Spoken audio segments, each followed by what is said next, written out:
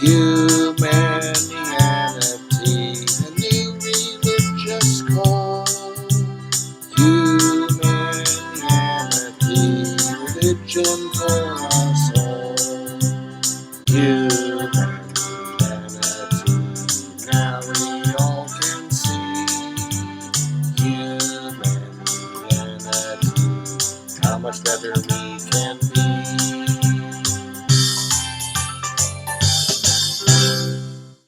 Hi, I'm Bill Van Fleet, and this is Humanianity Conversation number 29, recorded on July 25th, 2019. It is the second recorded conversation with Julian Yocum, who, having an interest in and education in philosophy, has recently become familiar with and interested in the Humanianity concept. We had a prolonged discussion having to do with the general observation that we have always done and still do things that cause most of our pain, suffering, disability, and early death. These things are built into our basic hominid nature, and because we do not deeply understand what those things are in terms of how they are manifested in our normal behavior, we cannot come to agreement with regard to ethical principles and rules of conduct that can cause us to effectively inhibit such behaviors and replace them with more optimal behaviors. Instead, we tend to accept as normal and therefore inevitable these tendencies and continue to engage in them. We talked about the important role of religion in our working on a basic ethical philosophy for our species and how that work is interfered with by the characteristically-hominid, tribalistic nature of most of our religions, requiring adherence to creed and dogma as a part of group identity, rather than fostering discussion and debate about all issues with the effort to come to ever-increasing agreement, though of course always subject to further challenge.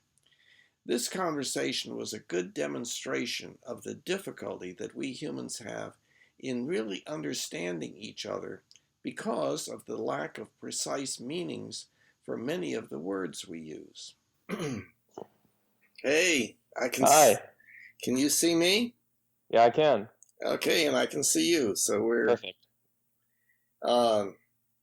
Okay. So have you had some thoughts about what we can discuss? I'm sort of open to discussing whatever. I really hope that I'd get further through the mind-body problem. I only started the other day, and I haven't gotten much further since on Tuesday when I saw you. So maybe put a rain check on that if we're going to discuss that. Okay. Maybe save that for another day. Or we could, if you walk me through some of maybe like the primary, theses of it, we could discuss those. But yeah, I don't think that that's realistic because okay, the book is very methodical, building on itself, and results in a rather different than normal way of thinking about things by the end.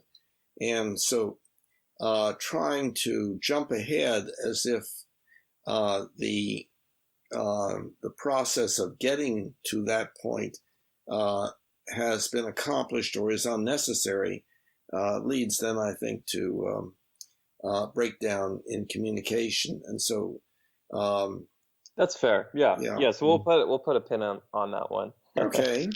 Return to it. So have you had any further thoughts about this thing, quote, Humanianity? Have any things happened that have led you to have different thoughts, or are there things lingering that you kind of wonder about, or anything that doesn't seem right about it?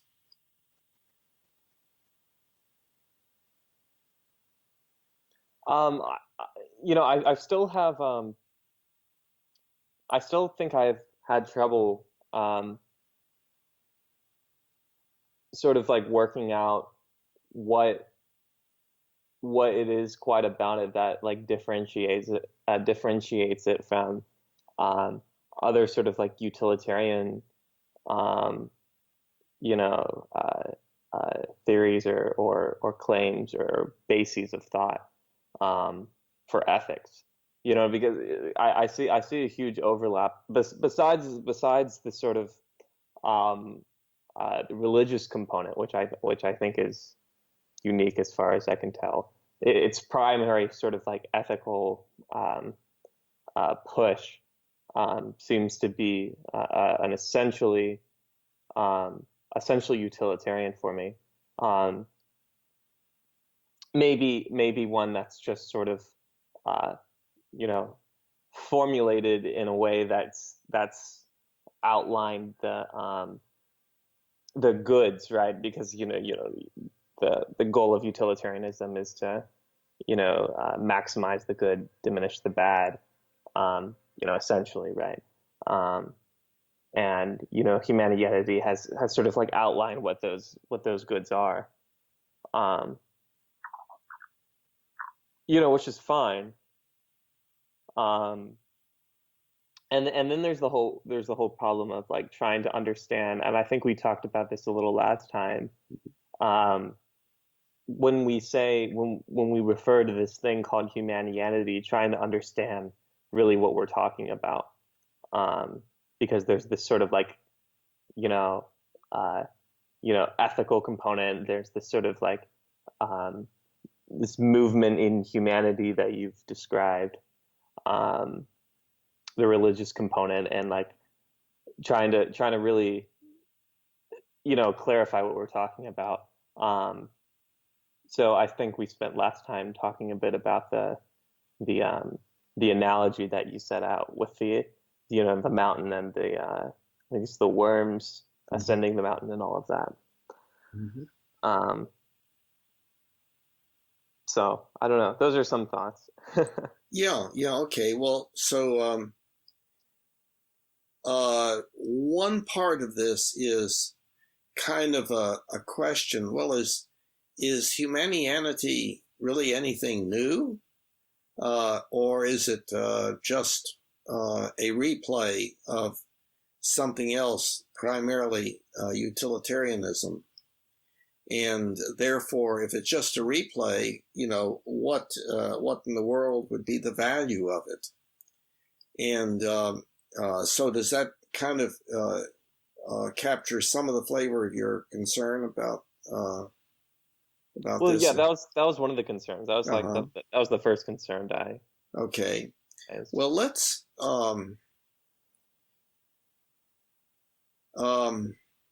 let's first of all see if we can agree that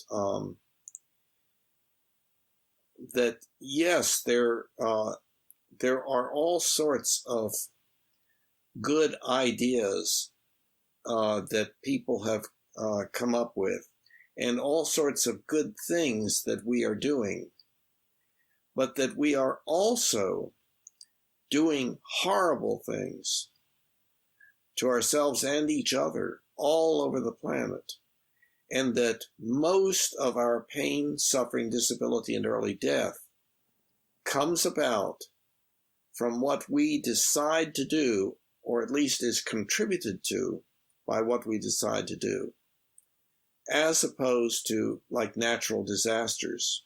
Of course, natural disasters indeed cause a lot of PSDED, but for almost all of us, the suffering that we go through, the pain, suffering, and if we have a disability, Well, I think and it would be useful to sort of talk more about that and to sort of like prove that idea to ourselves. okay, Um, I think maybe a good place to start would be,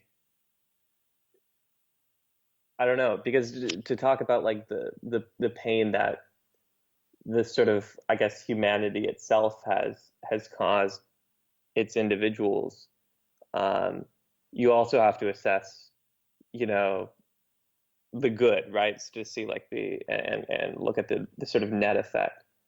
So Well, where I would sort of start would be to consider, um, what it would look like to, I don't know, remove society from the individual, maybe. wait. You said like the net effect. So uh, you may be saying, and this may be correct, that the amount of good that we do is indeed more than the amount of bad we do. And by good and bad, I'm just using the Humanian idea that the good is that which promotes, as much joy, contentment, appreciation as possible, and the bad is pain, suffering, disability, and early death, and considering everyone and so forth. But so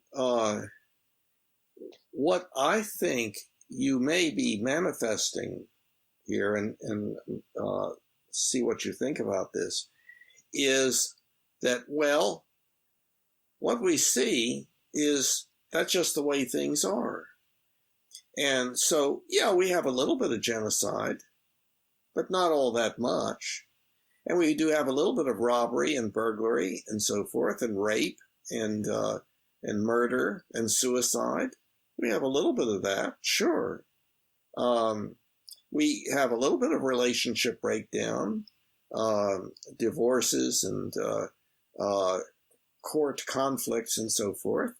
And we have a little bit of health problems that, we've got a little bit of diabetes and obesity and hypertension and so forth. But overall, things are pretty good. And yes, you can take that approach and say, well, okay, then I don't have to do anything. I mean, everything is okay. But if you think about what it's like for each of those individuals who is going through this and is dying early, and say, well, it doesn't matter because there's not that much of that going on, that doesn't sound quite optimal, right? Unless, of course, well, that's just the way things are. And so all we can do is kind of like, quote, watch the entertainment or something, Right. I think I made a mistake in what I was just saying, because your point wasn't, your point was simply that, of the good that we do see, a lot of it is sort of like self-derived, which means that there's something that we can do about it, right? A lot. Did you mean good? A lot of the good? Sounds to me like you were now talking about the bad. I probably misunderstood. A lot of the bad that humanity faces currently is self-derived, which means we're doing it to ourselves, which means we can stop doing it, right, or do something to fix it, right? Yes. In other words, we most of our pain, suffering, disability, and early death, I would maintain, is either caused directly by, or at least contributed to by, what we humans decide to do when we could have done something different. And so, although I'm not sure. I mean, I'm not sure that's a very important point in either case, right? Because as you said, really, I don't think so, right? Because I think that the point is simply, look, much of the bad that we face in our lives, there's something that we can do about eliminating, which is a fine point to say. And I think it's fair, and most people would agree, that if we can do something about eliminating any amount of bad in our lives, we should. Whether we can do that about some or most or all of that bad, I'm not sure as a very important point, if you see what I mean. No, is there anything like more? To the extent that we can change and turn around the bad in our lives, or in the bad facing humanity, we ought to. Well, isn't that a fair point? Is there? Okay, I got kind of mixed up. I was saying something that I've lost now. the question has to do with how important is it? And see, what you are proposing is, well, it's not all that important. There are other things to, more important to do. No, that's not at all what I'm saying. What I'm saying is that, so we can sort of say, like, by definition, the bad that humanity faces, that is sort of derived from humanity itself, we can do something about fixing, right? Yeah. If that is so, see the and yes, that's what I think we can indeed do. However, if we look back over the past few thousand years that we have some knowledge of, our knowledge of history, and then our observations of what's happened in our current lives, we are still living horribly on this planet, as well as wonderfully. And if we just did the things that were wonderful, that would be great. But we are our most feared predator. I think you would agree with that, right? Sure. Yeah. I mean, we don't have police. There's not much to fear at the top of the food chain besides the other members of the top of the food chain, right? Yeah, we don't have police to guard us against tigers and snakes. Right. Yeah. Yeah. My point is simply that. Okay, if let's say we take a sample of all of the bad that humanity faces, and let's say, as you're saying it, most of it is caused by humanity itself, by humans, right? Yeah, by humans itself, yeah, right, by humans, right? What I'm saying is that that's not a terribly important point, because if we say let's say even 40% of the bad that humanity is facing is caused by humans, that doesn't mean we shouldn't eliminate the 40% anyway, right? To the extent that we can eliminate the bad that humanity is facing, we should. So I mean, you can. Well, yes. So then there's the question of the method. Are our methods working? And okay, yeah. The answer.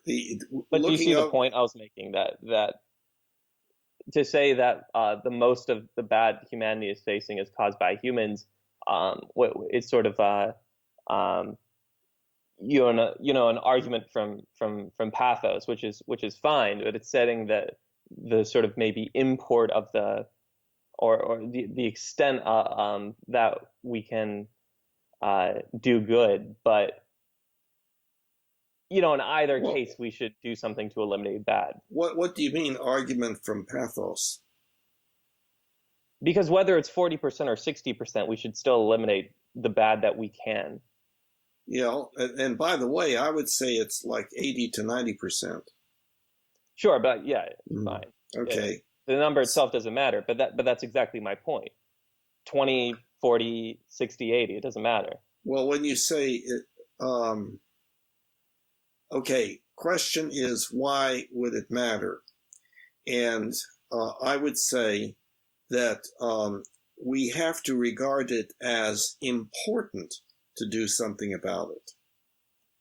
And there are problems about that, because one of the questions is, well, how do we do something about it? What is needed to do something about it? And that's a very important question to ask. And then the question is, well, how do we figure that out? How do we figure out what each one of us can do in our own ways to make the world a better place within our sphere of influence, which may be very small, it may be very large, or somewhere in between.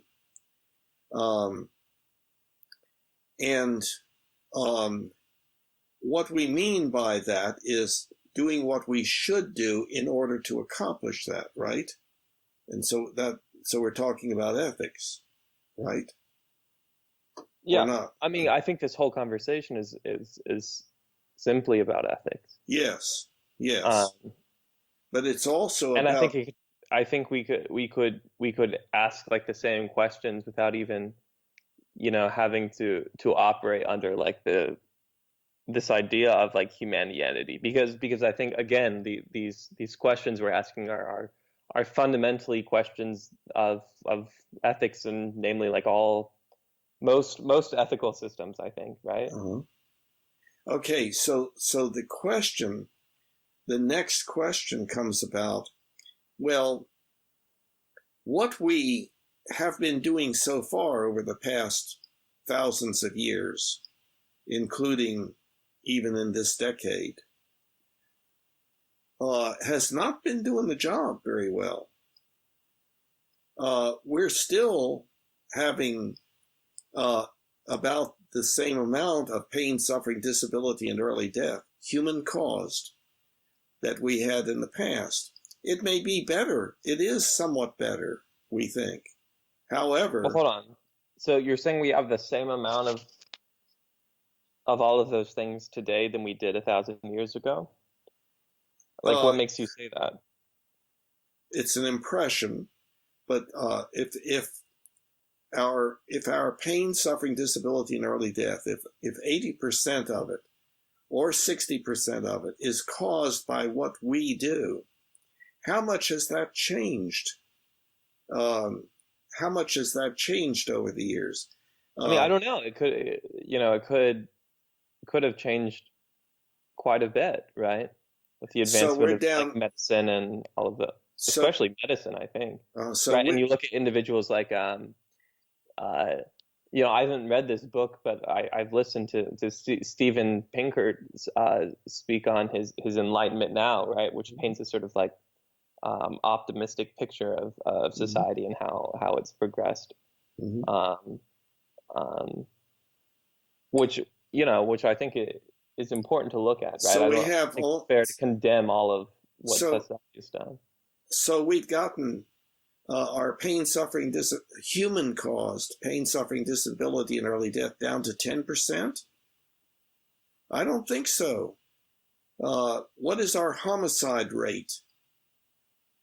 Well, I mean that's what I think Enlightenment Now did. It like analyzed a lot of those numbers, right? What is like what is the homicide rate? Like what is like the death rate? What's like the infantile death rate? Like how many people, are dying from wars or like genocides and like all of those sorts of things. Like it broke down the numbers, right? How many people? I haven't read the book, but I'm saying like that it was a, from what I understand, it was a sort of like empirical uh analysis of where we stand today versus the past. Uh-huh. How many people do we have locked up in our country? How Yeah, many? incarceration rate's horrible, but Yeah, yeah. And all of how this are is we to say, doing? that like we can pick a few select numbers and say, oh, look how bad that is, but it's important to contextualize that in our history if Okay. we're going to make claims like maybe humanity is doing something fundamentally wrong, and that Uh-huh. we need to, again, like at a fundamental level, alter how we're doing things, right? Yes.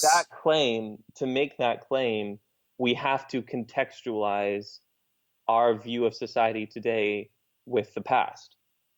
And I think if you're going to, and I think it would be important to look at something like Enlightenment Now, because if indeed Steven Pinker is correct, maybe we don't want to be throwing out the baby with the bathwater.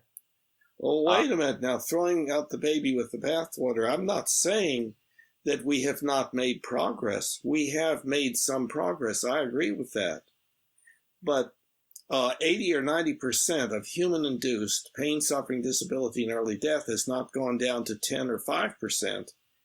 We're still in horrible shape, and we may even annihilate ourselves next month with our playing nuclear chicken?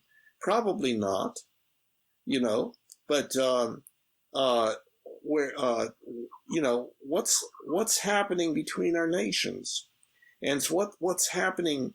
Why are people fleeing their countries and coming into coming into other countries to escape from horrible conditions? How are we doing all over this planet with people starving to death? So to say, oh well, we've gotten a little better, is a way of saying, well, I don't have to think about what's going on. But the question is, well, what can I do about it? What can you do about it? What can any of us do about it? And so the question there, it seems to me, has to do with understanding in a basic way why it is happening. And so that is where we get into what may be difficult for us to understand, because we tend to not look at certain things that we all engage in, that we all do, that are not optimal. I think that's an important point. I think that would be interesting to sort of dig into, like that question of like why why are we harming ourselves in the way that we have? Yes. Why haven't we been able to improve more? Yes. Right, which we can both agree that there's certainly room for improving more, right? Which I don't disagree with. Okay. Right. So here's where we have to ask whether we can arrive at a better understanding of ourselves, such that we understand why we're doing all of these things. And so then we move into this area that that it can be difficult to talk about. Many people would say, no, this is not a good way to think, and turn away from it. And that is, I'm proposing, putting this out for consideration, that we are hominids, just like chimpanzees and bonobos. And so we are a social animal that has a social hierarchy, and that has all sorts of behaviors that are built into us by the processes of evolution, and that we, in our own human ways, live out those very things that chimpanzees and bonobos and tigers and so forth do in our own human ways. Well, question is, what is that? Well, so built into us are various tendencies that have become built into us because they have promoted survival of the species. But they don't have anything to do with quality of life.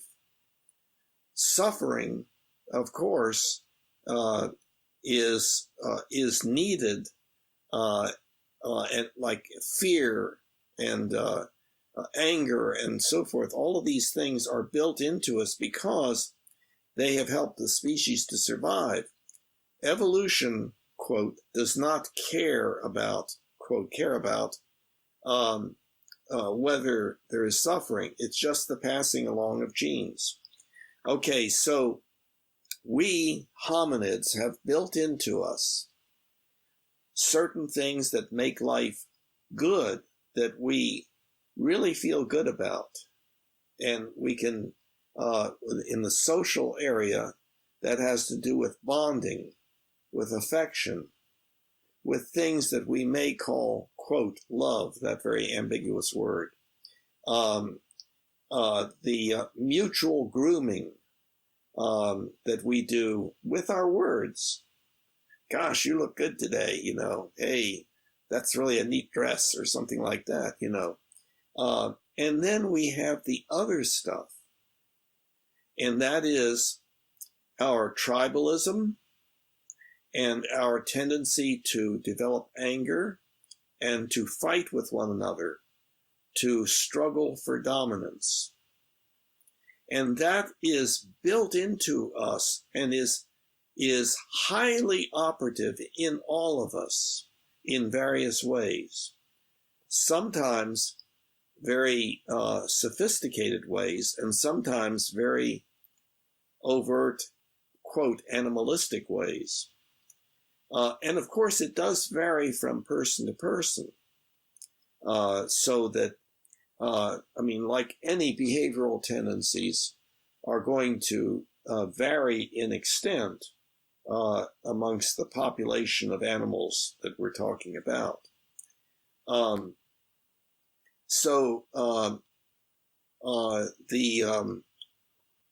There are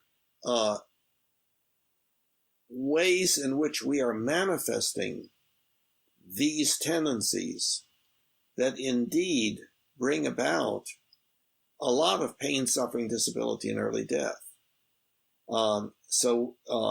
Our tribalism, which is our tendency to identify with our group and look down upon or regard as possibly a danger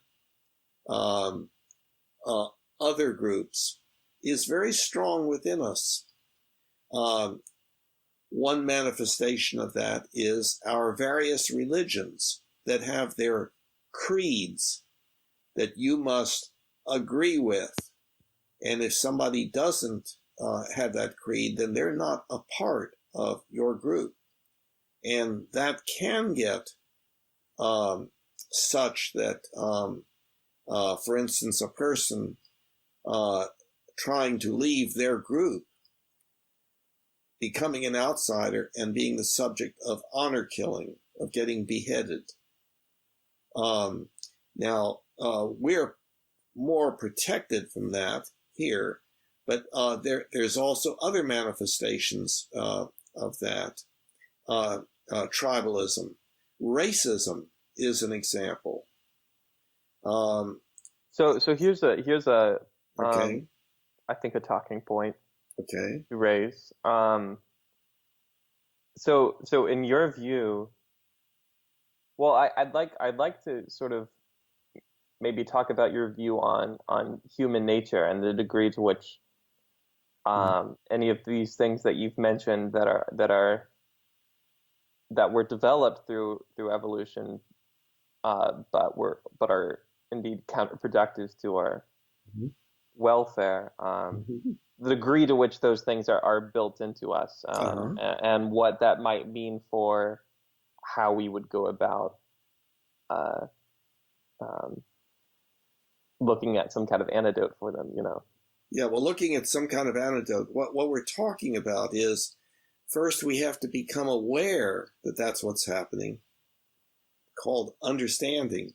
And then we have to inhibit those things that are likely to cause pain, suffering, disability, and early death. And that's our ethics, what we should do and what we should not do. See? So that's what... Well, but let's start on the first question of like human nature. I think that would be an interesting place to start on your view on human nature.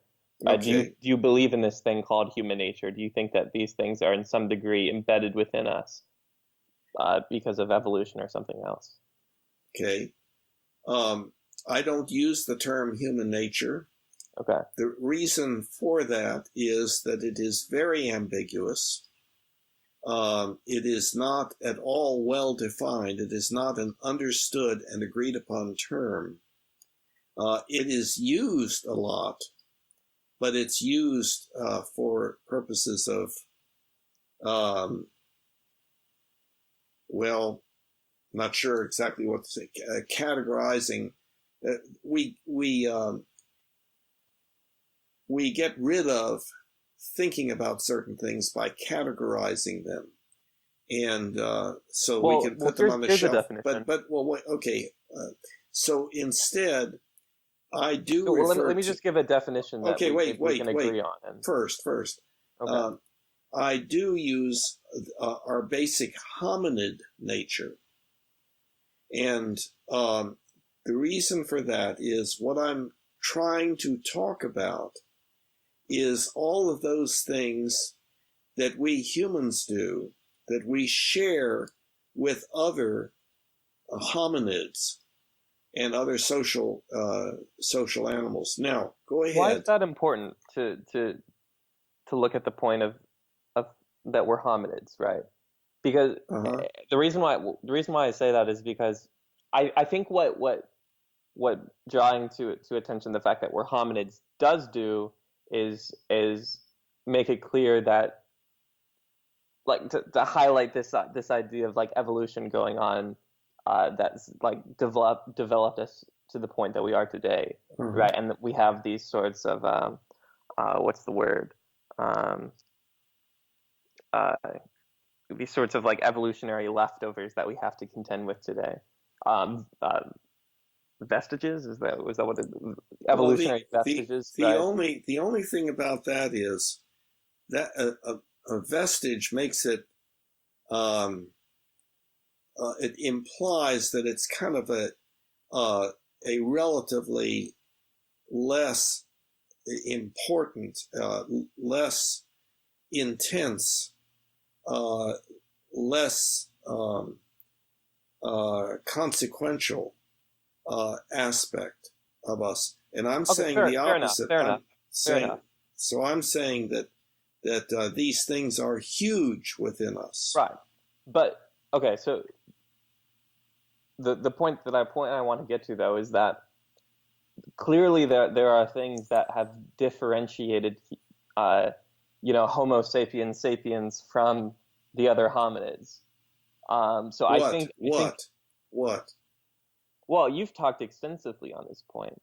Yeah. What would you say? That could be it.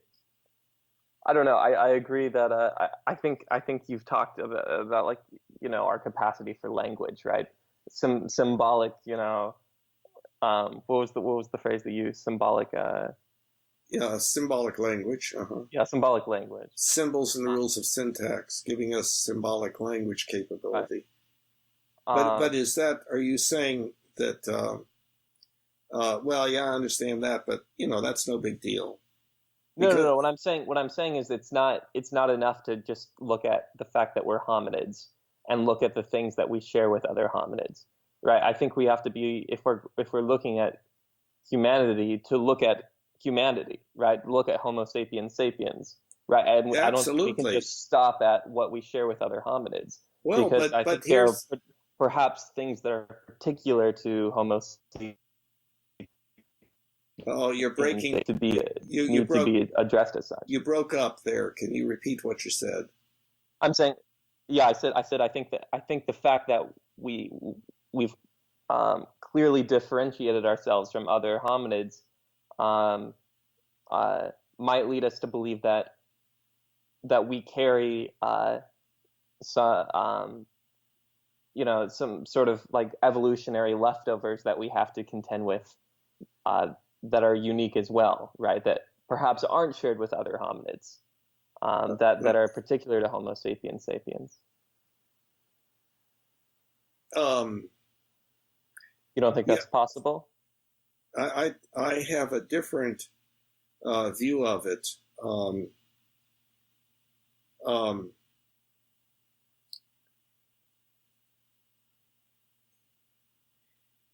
Let's take our species. At one time, we were very much like chimpanzees. We didn't have speech. We grunted. We had communication, nonverbal communication, and so forth. And And we had a tendency to struggle for dominance and to compete with each other, to get into fights, as well as to make love and so forth, just like chimpanzees.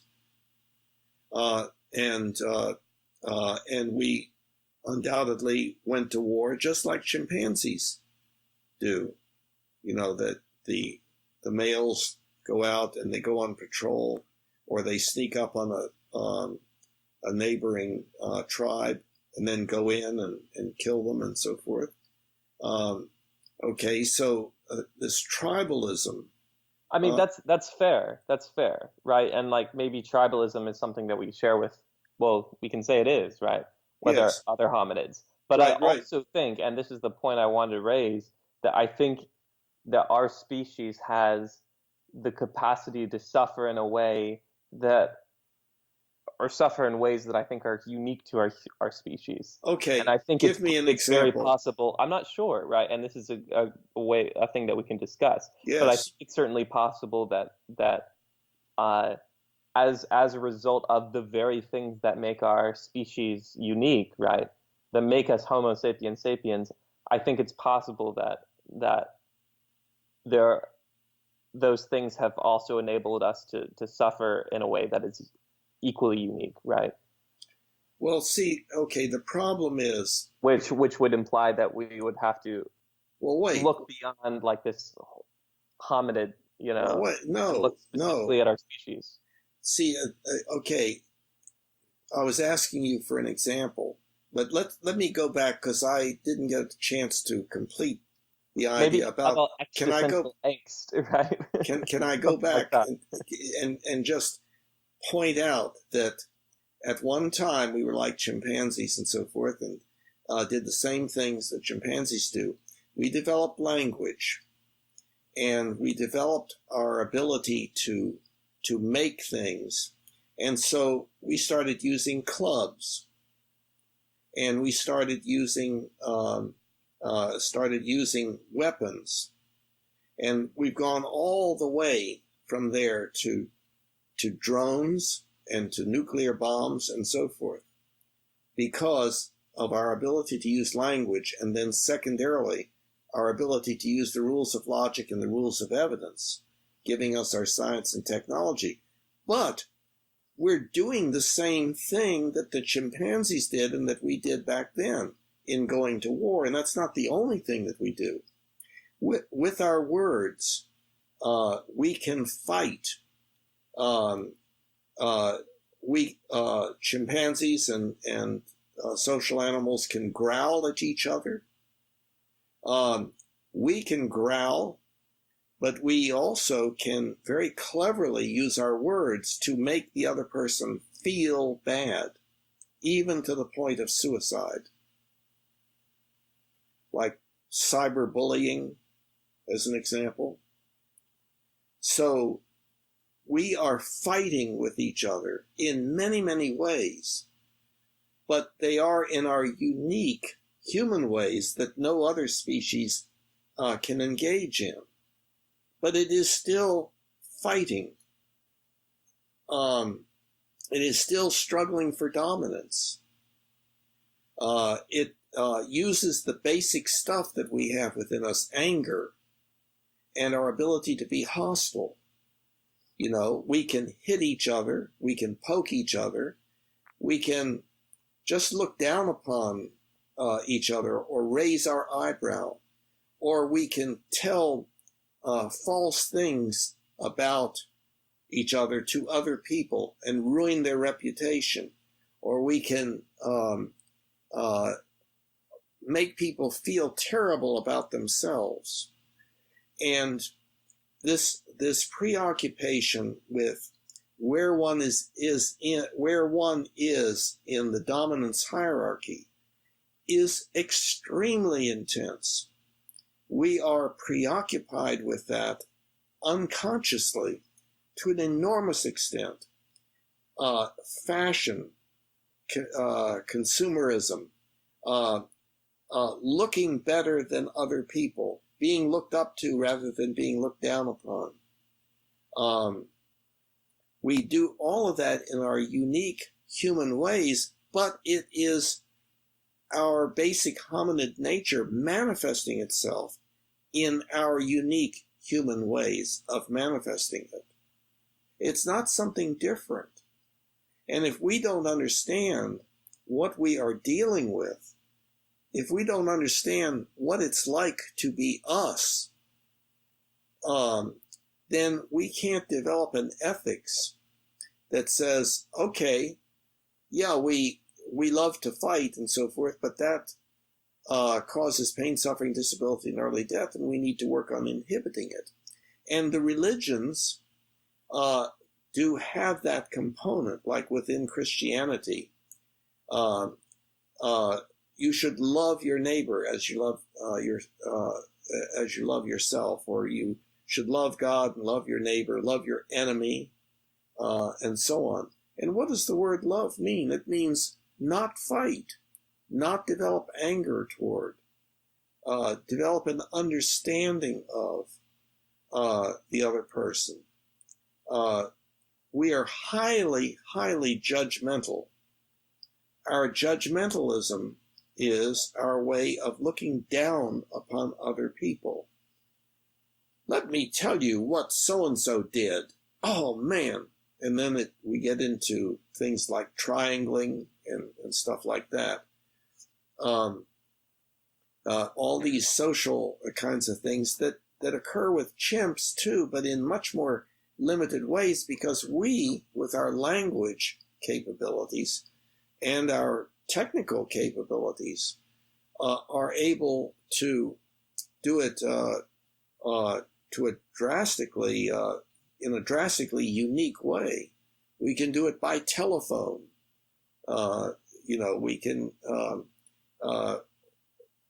We can find ways of ridiculing people.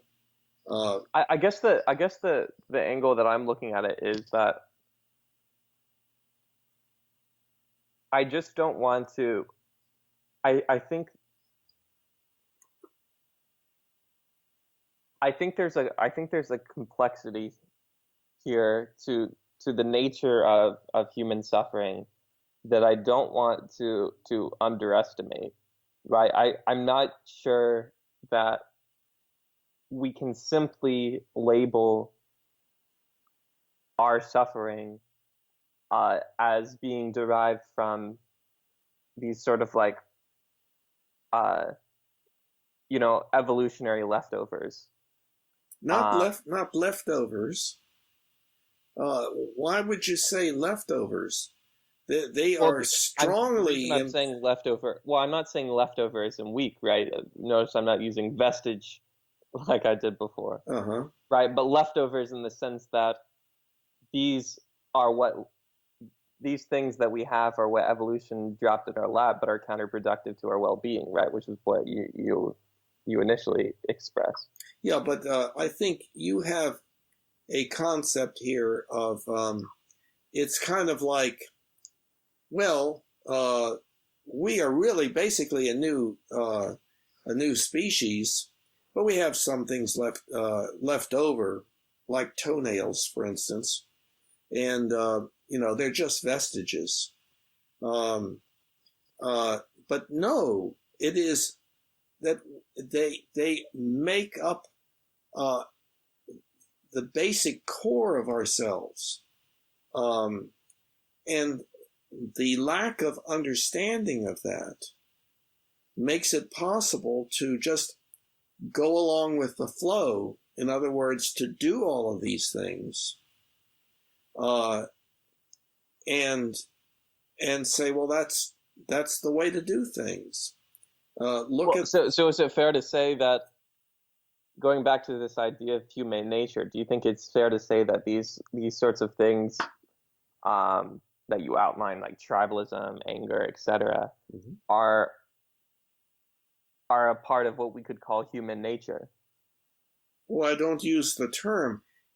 If you want to use it, tell me how. I mean, again, let me give it. Here's line 1 on Wikipedia, right? And we can disagree with it, right? They say human nature is a bundle of characteristics, including ways of thinking, feeling, and acting, what humans are said to have naturally. Naturally. Now the Right. problem Naturally there, is the key word. yeah, right. So what does naturally mean?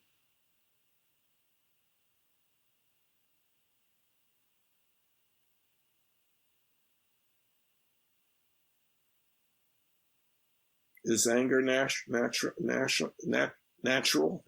Is anger natural? Yeah, I think you could say so, right? I think you could say that.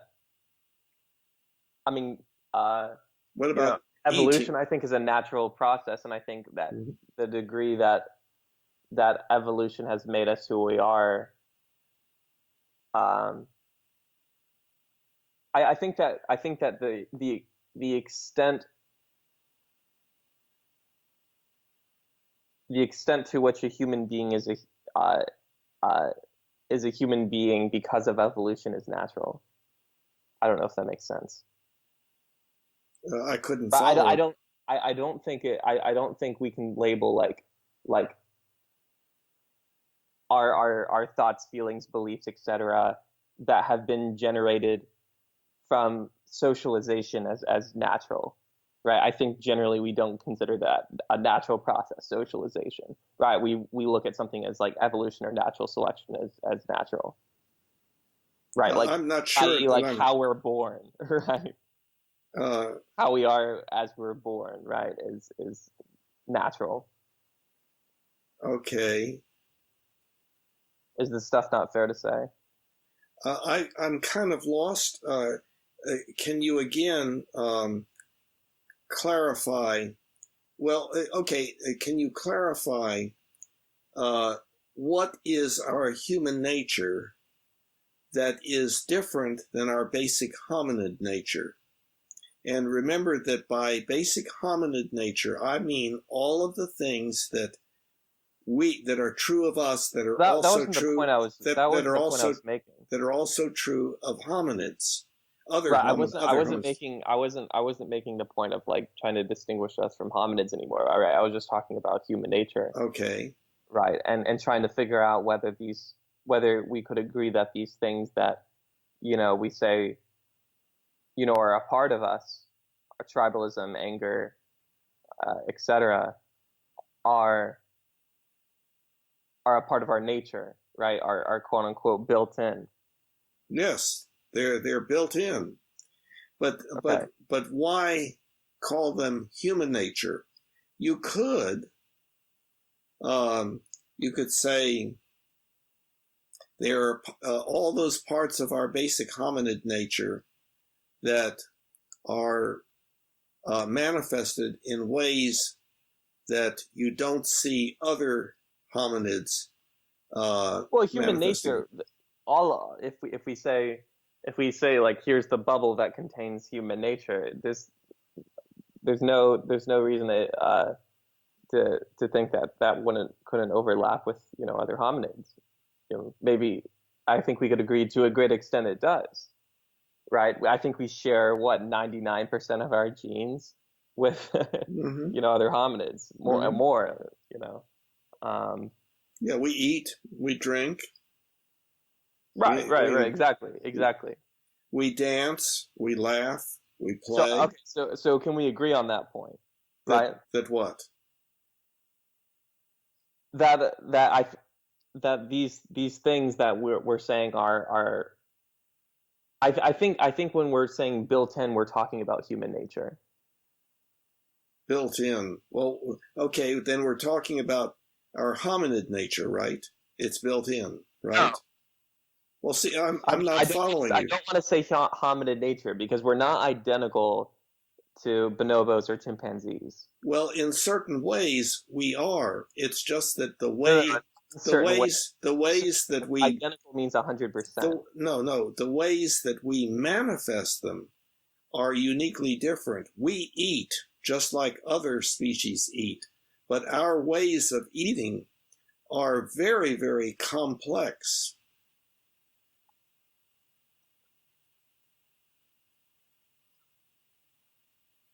We dance, other species dance, but we actually, I think do. the complexity is enough to say that perhaps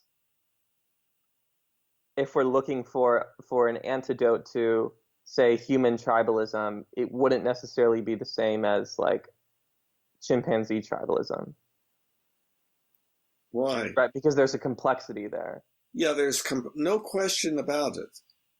We humans have become have this bubble built onto us that has been brought about by the development of symbolic language, and then on top of that, our rationality, and therefore our science and technology and so on. Yes. Well, how about we talk about those for a second? Let's talk about like symbolic reasoning and like rationality.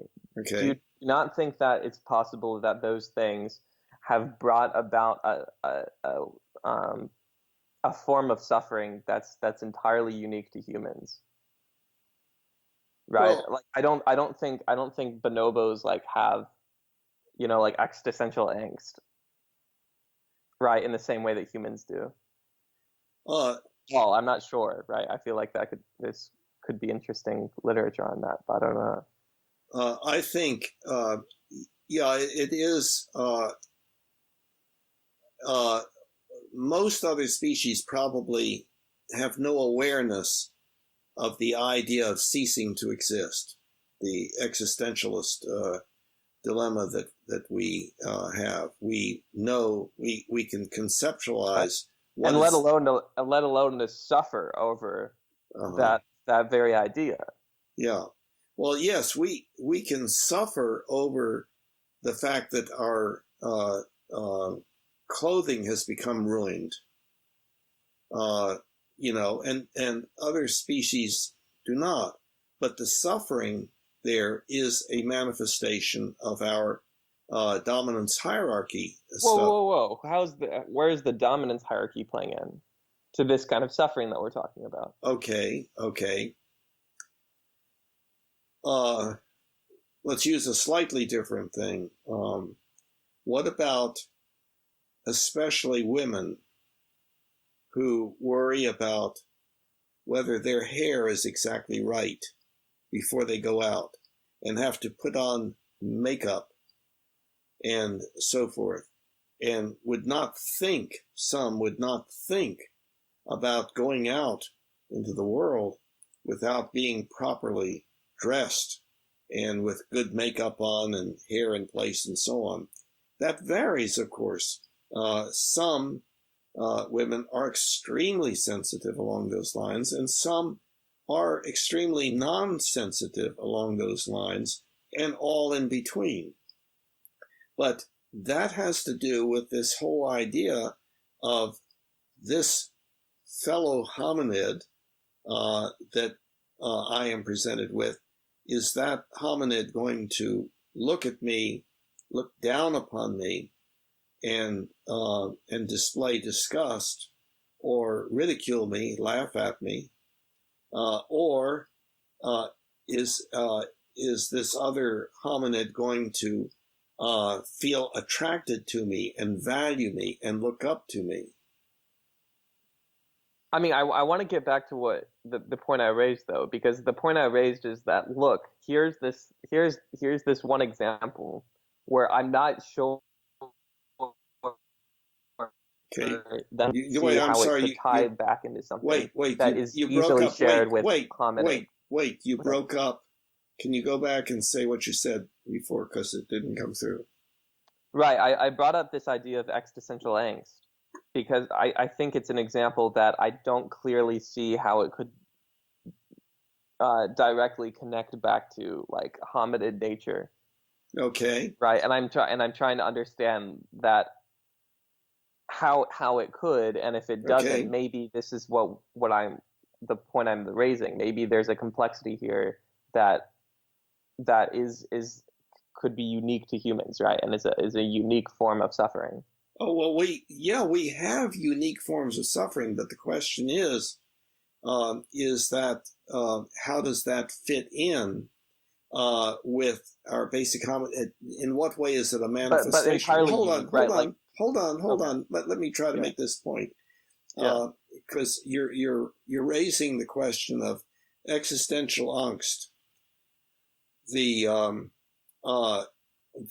the concern about dying. And now, if you think about it, why would there be a concern about dying? In other words, we go to sleep, we have no problem with that, we're not experiencing anything and so on. Now, this is leaving out assumptions that, well, we're burning up in hell or something like that. But the whole idea of ceasing to exist, why is that so troubling? Is it not because of our equating that to extreme aloneness? And is that not indeed attached to the importance that we have, that we humans attach to togetherness? What? I don't know. I think that hold on. Let me just say a little bit more. We have understood. There's stuff coming out in the literature about loneliness having a terrible effect upon us humans. And we know that one of the ways that we can torture people most extremely is solitary confinement. We have a strong need to have interaction with other people to a greater or lesser extent. No doubt. Okay. No doubt. And that is not any different. That's not any different than a bonobo or a chimpanzee, where they are social organisms. And if you isolated one of them, I imagine they would have a lot of torment. Well, we humans then imagine ceasing to exist. We can't imagine ceasing to exist without kind of feeling like it is the ultimate aloneness, never again ever to have a relationship with anybody. And so yes, that way of thinking about things, other hominids are not going to probably think about. I'm assuming. Now, maybe they do to some extent, and I think elephants are very much aware of death and so forth, but I don't consider myself to be expert in that area. But the question is this existential threat of ceasing to exist really something entirely independent of our basic hominid nature that is true of other hominids, but just has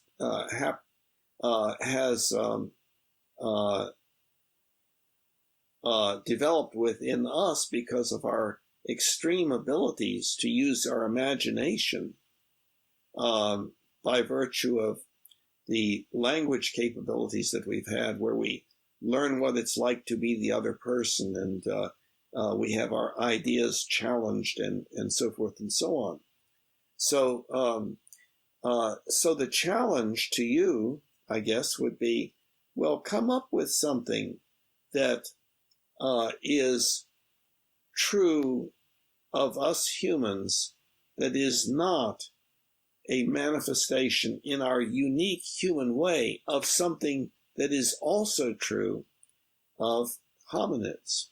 And maybe you can. I don't have high confidence. I'm not convinced that we can simply equate existential angst to some kind of social phenomenon, right? Because you're equivalating, you're making it equivalent to a fear of loneliness, which I'm not sure is fair. Well, right. Of course, as soon as you do that, then you can simply put it aside as saying, "Oh, this is just another thing we share with bonobos." Now, wait a minute. I'm not saying, "Oh, this is just another thing we share with bonobos." I'm saying that it is very, very important. I'm not trying to discount it.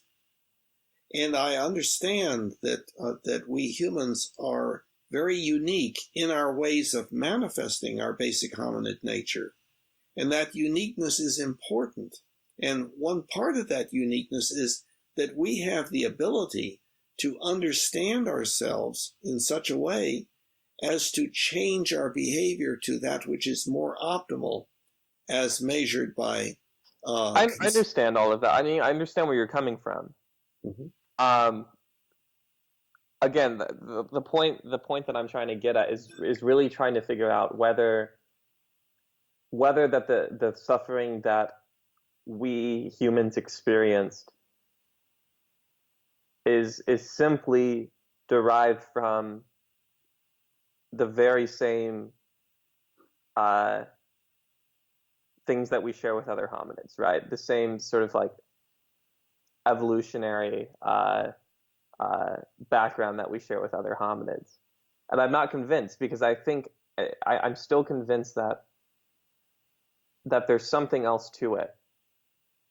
And maybe it's even more than complexity, right? Because of course, when we say complexity, we can say that, oh, well, it's more complex, but it's still based on the same things, right? At a fundamental level, it's the same thing, which was what you just did with this idea of existential angst. But I'm not convinced. No, and I'm not expecting you to be. There may indeed be other aspects of existential angst that I have not thought of, and so forth. But you are proposing that there's that as a part of our quote human nature, we humans do things that are in no way a manifestation of the same tendencies that other hominids engage in. And so let's search for an example. And you came up with one, existential angst, but there's a question about that at least. Well, okay, I think what we need to do now is sort of unpack that very thing. Okay. So one part of it that you identified was a fear of loneliness. Let's see how far we can unpack this, right? What else we can figure out? Yeah, well, let's also.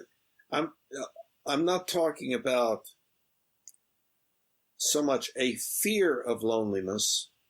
I'm talking about the imagination of being completely without relationship with anybody else, complete aloneness. So a fear of, and that produces one's imaginated loneliness after death, right? Yes, so it's more than fear. I don't think it's just anxiety. In other words, a person in solitary confinement is experiencing a very horrible kind of set of feelings, hard to specify as one specific emotion, I think. Well, I mean, but that's what separates being alone from imagining one being alone, right? And I think that's why we say angst, right? Because angst is I think strongly associated with anxiety, right? With fear and anxiety, especially anxiety, right? I'm not sure that. But we also have to understand. Okay. Yes, humans are social creatures, like other hominids, and as a social creature, when we are devoid of the social structure around us, right? Bad things happen, right? Which you identified in solitary confinement, right? But this isn't just being alone, right? This is the capacity for a human being to sort of look into the future, imagine his own death, and have anxiety and fear about this imagined possibility. Mm-hmm. I'm not convinced that this is something that's easily shared with other hominids. Well, the emotions that you're talking about. But this isn't just the emotions, right? Well, wait a minute. The emotions that you're talking about are indeed the built into us like other hominids. I'm not talking now, about wait. Let me get my thought out, please. Okay, so the emotions are the same. Now, what you're talking about is what the emotions are elicited over. And of course, I'm talking about the experience. Yeah, well, in its entirety. Well, hold on. So we can have fear over drones being overhead. So that is a unique thing to have fear about. But the fear is a part of our basic animal nature. Other even non-social animals have fear and anger and so on, strongly built into us. No, that's too easy. That's too easy, Okay. right? Yeah, of course you can say, oh yes, it's fear. So at the end of the day, it's the same, right? But I think you're really stretching it now when you're to try to say like this is the same fundamentally, right? This is identical, right? Well, wait a minute. I didn't say identical. What I'm talking about is identical is the wrong word, but you're saying at the same level it's fear, right? And and that is the thing that we're sharing with other hominids. What you're right? Whether it's over a drone or being clubbed to death or whatever. Yeah, well, what you're talking about is what we can develop these fears about. No, I'm not. Right? I'm okay, then about maybe the I'm not of the suffering. I'm sorry. I'm talking about the nature of the suffering. I see. Right? It's not enough to say that, oh well, it's fear, right? And this is simply some process in the amygdala that's fundamentally the same thing as other hominids, right? And the reason that we know that, and I think the reason that I can say that is that because the nature of this suffering is so different, you couldn't possibly try to solve that in the same way, right? You couldn't possibly try to go about treating that fear or that anxiety as the same way that you could fear about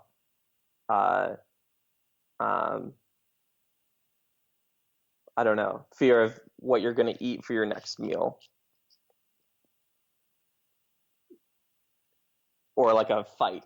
You know what I mean? Existential angst is I don't know. Okay, you're talking specifically about existential angst, right?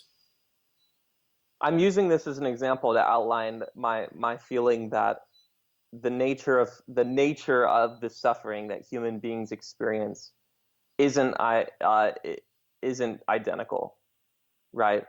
The nature of the suffering, right? Okay. Obviously, the suffering is different. Okay. Right, because we fear things as humans than other animals do, but the nature of the suffering is different. Well, let's clarify something. That when we're talking about something like existential angst, we're talking about the whole experience. So we're talking about the feeling, the set of feelings, whatever they are, and what is in the mind, in the imagination of the individual. So there are things that we can imagine that other species cannot imagine. And those things produce some profile of the various emotions that we're capable of. That profile of emotions being the set of emotions that other hominids and other animals can experience also, that are whatever the amygdala, etc., are doing. right? So yes, we have the ability to imagine all sorts of things that no other species can imagine. And the total experience is the feelings, is the imagination plus the feelings. I mean, remember where we got here was talking about the suffering that humanity faces and the sources of that suffering. Mm-hmm. Right? Of course, one form of suffering is fear or anxiety, right? But suffering has other components, right? I'm identifying this existential angst as a source of suffering that is fundamentally different, right? Okay, You can't just say, oh well, it's simply an emotion, just another emotion. But I'm not saying just another emotion and whisking it away. I'm not saying that. I agree with you that it is a probably a unique kind of suffering for us humans, but the feelings, the emotions, are that which are built in to us. It is combined with our ability to imagine things that other species cannot imagine. But I'm not totally interested in the emotions themselves, right? Because if we say, oh well, it's just fear or it's anxiety, right? And we say, now, I didn't if we say focus on that, I didn't okay, say it's just fear, just anxiety. I did not say that. I'm saying just, not in the sense that it's not important. I'm saying just in the sense that it's another thing that we share with other animals, right? The And is feelings unique to are. ourselves. The feelings are. I said that Right. what we can imagine we can imagine lots of things that no other species can imagine. I'm in agreement with that. And we may have, greater ability to imagine and to retain imagination and memory and so forth than certain other species because of brain development and so forth. But it's not. That's a matter of degree. It's not like somehow humans all of a sudden have this new thing that no other species has anything like. It's a matter of degree. I think it's not. This isn't just degree though, right? Because okay, we can both agree that humans suffer like other animals suffer, Mm-hmm. right? And humans have fear and anxiety like other animals have fear and anxiety, And right? We started this sadness conversation and sadness, right? and And anger. anger. What we were trying to do is identify the sources of those suffering, the sources of those fears and angers and anxiety. You mean what it's about? Not simply. Oh. Not simply what's it about, right? Because yeah, I'm not just talking about, you know, an animal fearing, another animal versus fearing a drone versus fearing the sun versus fearing the aliens or whatever, right? Because then you could just say, oh, well, it's just fear, right? It's just another fear. You're just changing the object of the fear. No, we humans are very unique in what we can imagine and in what we can do as we do these things that other species do. We do them in highly unique ways, and we are much more capable of doing certain kinds of things than other species are. But it's a matter of degree. We're much, much more capable. Well, okay. So when we try to identify the sources of these of suffering, of human suffering, right? Not the objects of human suffering, but the sources of human suffering. You identified some of them, right? You identified like uh, tribalism and like anger as Uh, two, right? well, okay, we have. I'm not sure we're using the word sources in a way that has the same meaning to both of us. Okay. What? Okay. So how would you describe the relationship between tribalism and anger to suffering? How would I describe the? The relationship of tribalism and anger to suffering, right? I'm using the word sources to describe Yes. the relationship. Okay. I would say the relationship is that our tribalism and our anger cause a lot of suffering. Why is that different from saying sources? Well, because we could be talking about that, or we could be talking about the source being that person standing over there and what that person is doing at this moment, etc. So it depends on whether we're talking about, specific concrete examples, or whether I mean, yeah, but like it's not just the person standing there, right? It's no, like it's what they're doing, and what could they be doing that would cause us fear or suffering?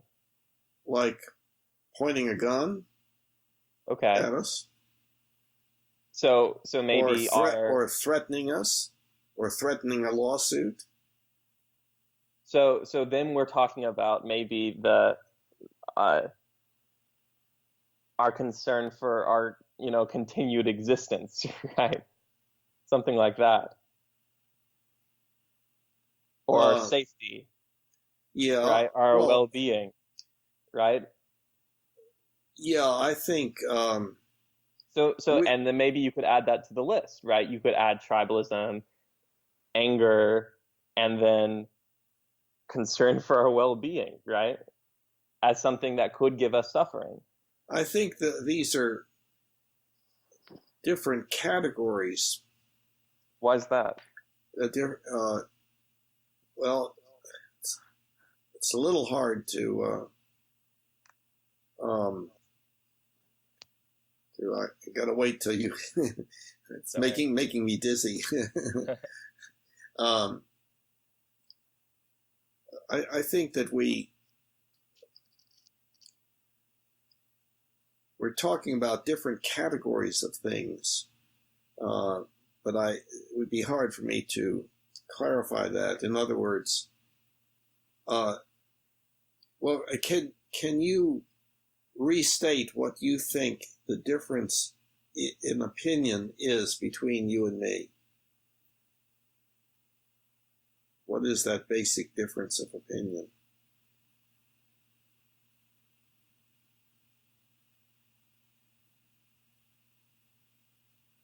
I'm trying to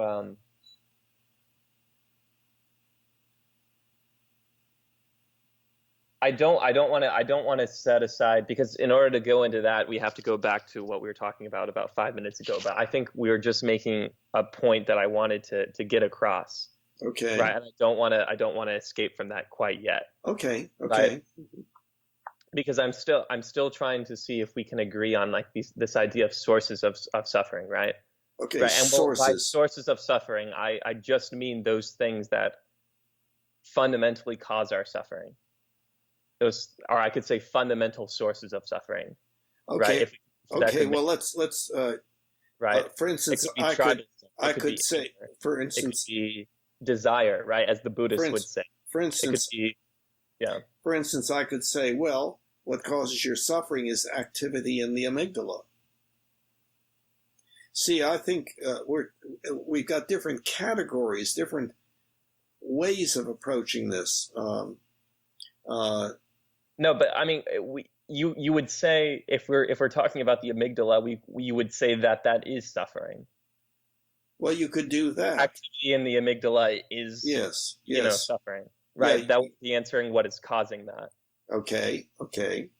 right? Okay. The neuronal input into that, but I know that that's not what you're meaning. Right. But I'm just Yeah. giving that as an example of that is one source, one that can. I mean, That I'm using. Okay, I'm yeah. saying What do you mean source?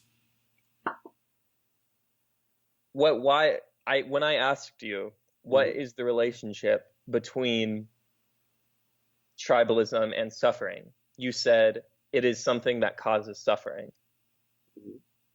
Well, right? tribalism also I'm using causes. source in the same sense that you described its relationship to suffering, and I'm simply trying to determine if there are other things that that are that have the same relationship to suffering in the sense that they contribute to humans suffering.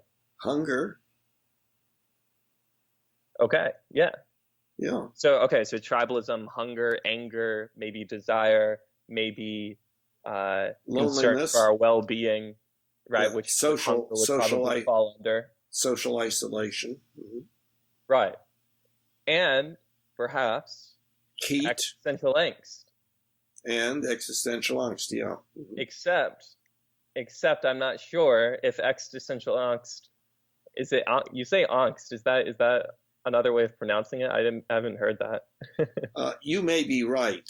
I think I was going. I'm kind of assuming that it's has Latin derivative or something. Okay. But you're probably right, but somehow it seems like I have used angst. Yeah. So, None of it's important, but I think unlike those other forms of suffering, um,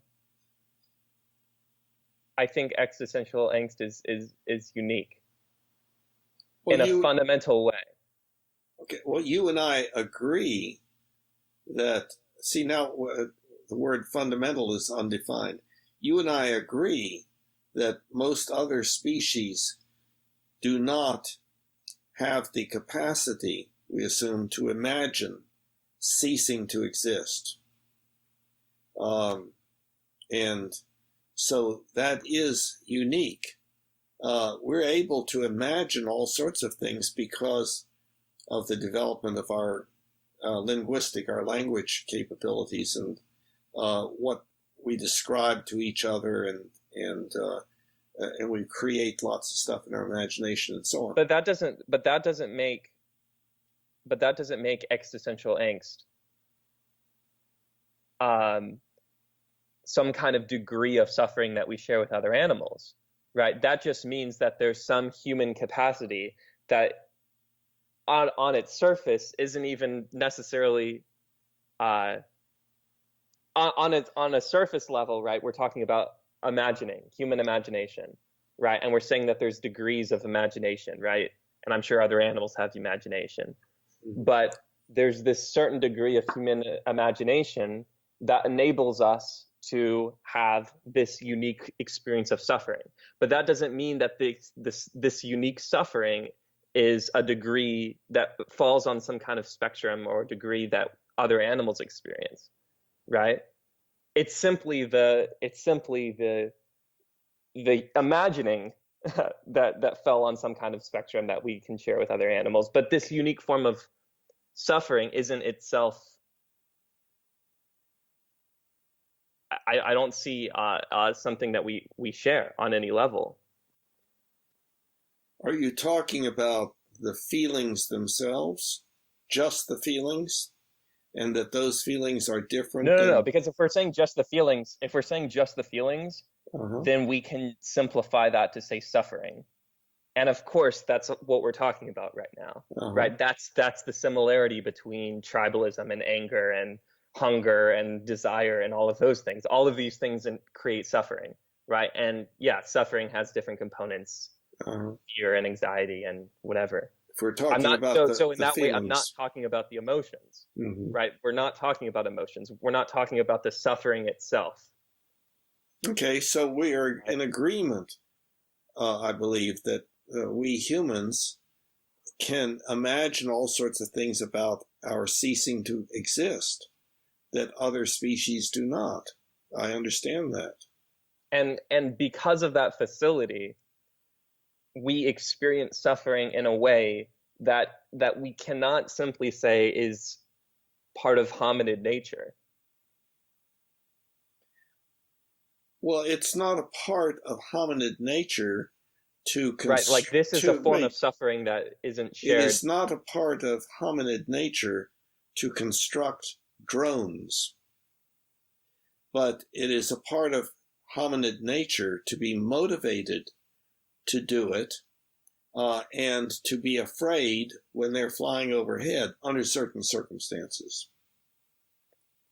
Yeah, fine, right. And so you're taking this this specific example of drones and breaking it down into like what is fundamentally going on behind this specific behavior, and saying that what's fundamentally happening behind that behavior isn't entirely unique, right? On some level, it's shared with other hominids, right? But what I'm saying is that this example that I'm trying to point to, this one that I thought of, right? Existential angst, I don't see how that can be tied with hominid nature, right? Can be shared with other, bonobos or chimpanzees. Well, I am in agreement with you that chimpanzees and bonobos probably do not spend time thinking about and imagining ceasing to exist. Right. But So this is a sort of like new or a unique form of suffering, right? And a unique source of suffering, and why that's important, right? And the reason I spent what has it been, an hour and a half getting to this point is because we started off the conversation talking about how like the suffering that humanity experience come from what these things that we share with other hominids, right? Like tribalism and anger and all of that. And while I think there's a great extent to truth to that, I think it's not. And this is a point again I raised a lot, maybe an hour ago, that it's not enough to just stop there, because there it would be sort of arbitrary, and let me just develop this point further. It would be sort of arbitrary to stop at hominid experience, right? Because you could go above like whatever would be next. I don't know, what is hominid, a family, whatever is the greater abstraction, evolutionary abstraction is beyond hominid, right? You could keep on doing that, so it'd be sort of arbitrary to stop there, right? And so my point is, if we're looking at the human experience, and if we're looking at humanity and um, um, diminishing as much suffering as that we can from humanity, we should be looking at humanity specifically, and the capacities that we have to experience suffering and what we could do about them. And again, not to say that a lot of that is shared with other animals, right? Again, the tribalism, right? And then we can look at like tribalism specifically and address it on like sort of that level of abstraction. But it's not enough to stop there, and you have to look at human nature. defined as what? Like that which makes us us, right? And contains the elements, contains uh, the the capacities and the facilities to which we can suffer, which is the important part. Yeah, I am having difficulty understanding what you consider to be the difference of opinion between us, because I'm agreeing with you that other species do not probably have, imagine what it's going to be like for me to be dead and so on. I agree with that. Well, the difference of opinion was from from the beginning of the conversation, your framing of how we would sort of go about addressing this problem of humanity suffering um, wasn't exactly what I didn't exactly agree with, right? Because I thought it left out uh, uh, um, something fundamental about the human experience and the human nature, right? That isn't shared with hominids and couldn't be addressed on the level of uh, something that we experience with hominids like tribalism or anger, right? And that's an important thing to realize, because if and to address, because if we can recognize that here's a source of suffering that's fundamentally different than another hominid, then it would mean that if we are to try to do something about, say, existentialism, like existential angst on a societal level, you couldn't be talking about tribalism or anger to as any sort of antidote to that, right? You would have to be talking about some new way of addressing that form of suffering specifically, right? Maybe it's philosophy or religion, right? Which is why, you wouldn't go about trying to fix bonobo suffering through philosophy or religion, right? No, Because no, it doesn't get at I'm in agreement with that. In other words, what you are talking about, I think, is probably one's work on trying to regard one's death in such a way that it does not produce that suffering. And you're calling that, religion.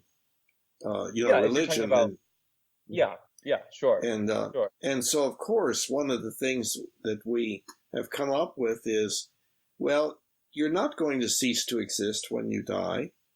You will go to a better place, and you'll be with the people that you knew, and so forth. Right. That's one one solution for doing it. How some people do it. Right. Exactly. Yeah. But yeah, I think okay. Yeah. So I wasn't sure if that was. I was under the impression that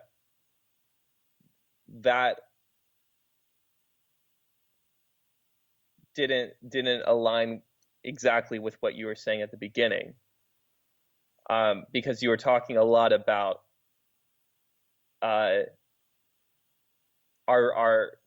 the stuff that we share with hominids, and it seemed that you think that the suffering that we have could be on a fundamental level addressed in the same way.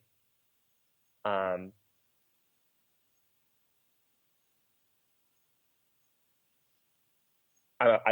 think I talked myself into a corner here. Let me back up. Mm-hmm.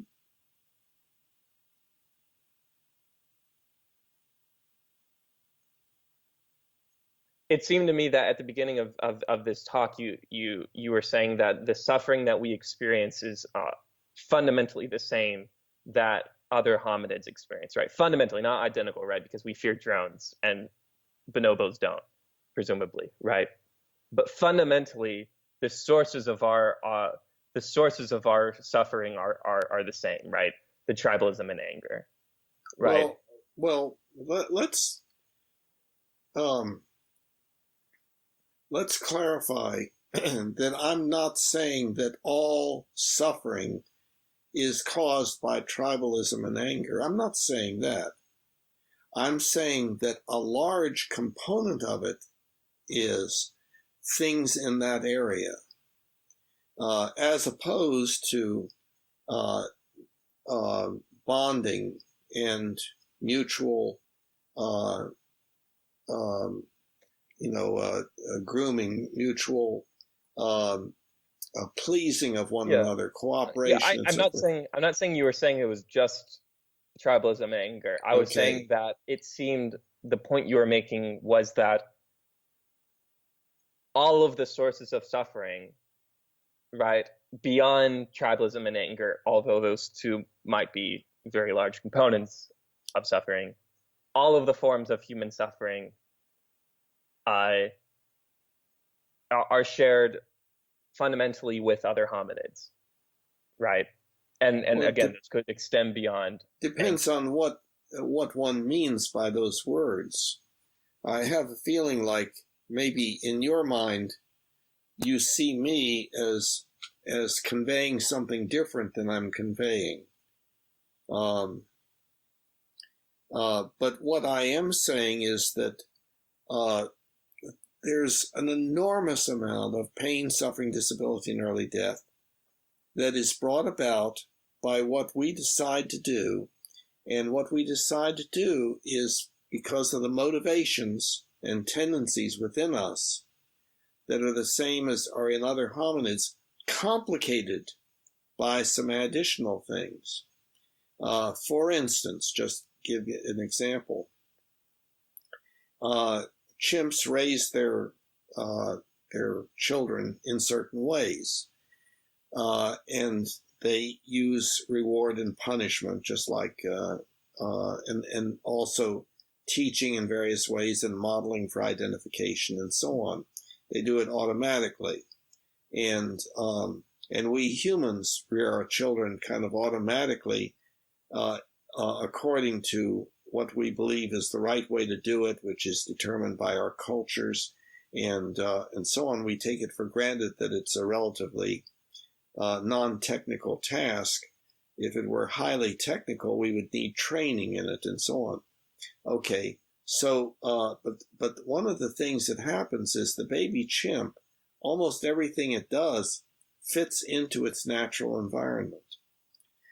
But we humans have constructed around us such a complex environment, social and otherwise, that we have to enormously mold the behavior of our offspring. And we have a normal and natural belief that, for instance, punishment is an important way of molding that behavior. And so what happens is, I think we humans, compared to other species, on the average, may be much more highly punished. And that punishment produces all sorts of negative consequences that that lead to, like, oppositional behavior and low self-esteem and anxiety and demoralization and so forth that that many of us humans experience to a varying extent. So I'm trying to see how this ties into what we were talking about, our previous discussion. What I'm talking about is how we humans have even more suffering than perhaps other species do because of this phenomenon that I was talking about, that we are a highly punished species. And you could take a chimpanzee and punish and punish and punish and punish it, and it would have a negative effect on its quote, mental life and its behavior and so forth, and the amount of suffering that they would experience. So that's just one example, in other words, of something that is built into us, the same as other hominids. Hominids engage in punishment. We do too. We do it a lot more than other species. Not everybody, and currently there is a movement, cultural movement in the West away from punishment. There are books coming out on, quote, positive discipline. They don't want to say non-punitive child rearing because the book would not sell. But right. So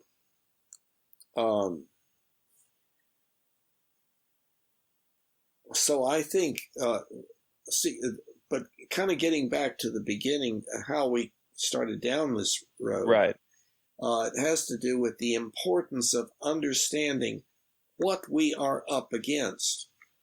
And if we don't realize, for instance, that this fashion and consumerism is a manifestation of this basic tendency that we have to try to look down upon others and to be concerned about whether others are looking down on us and looking up to people and so forth. If we don't realize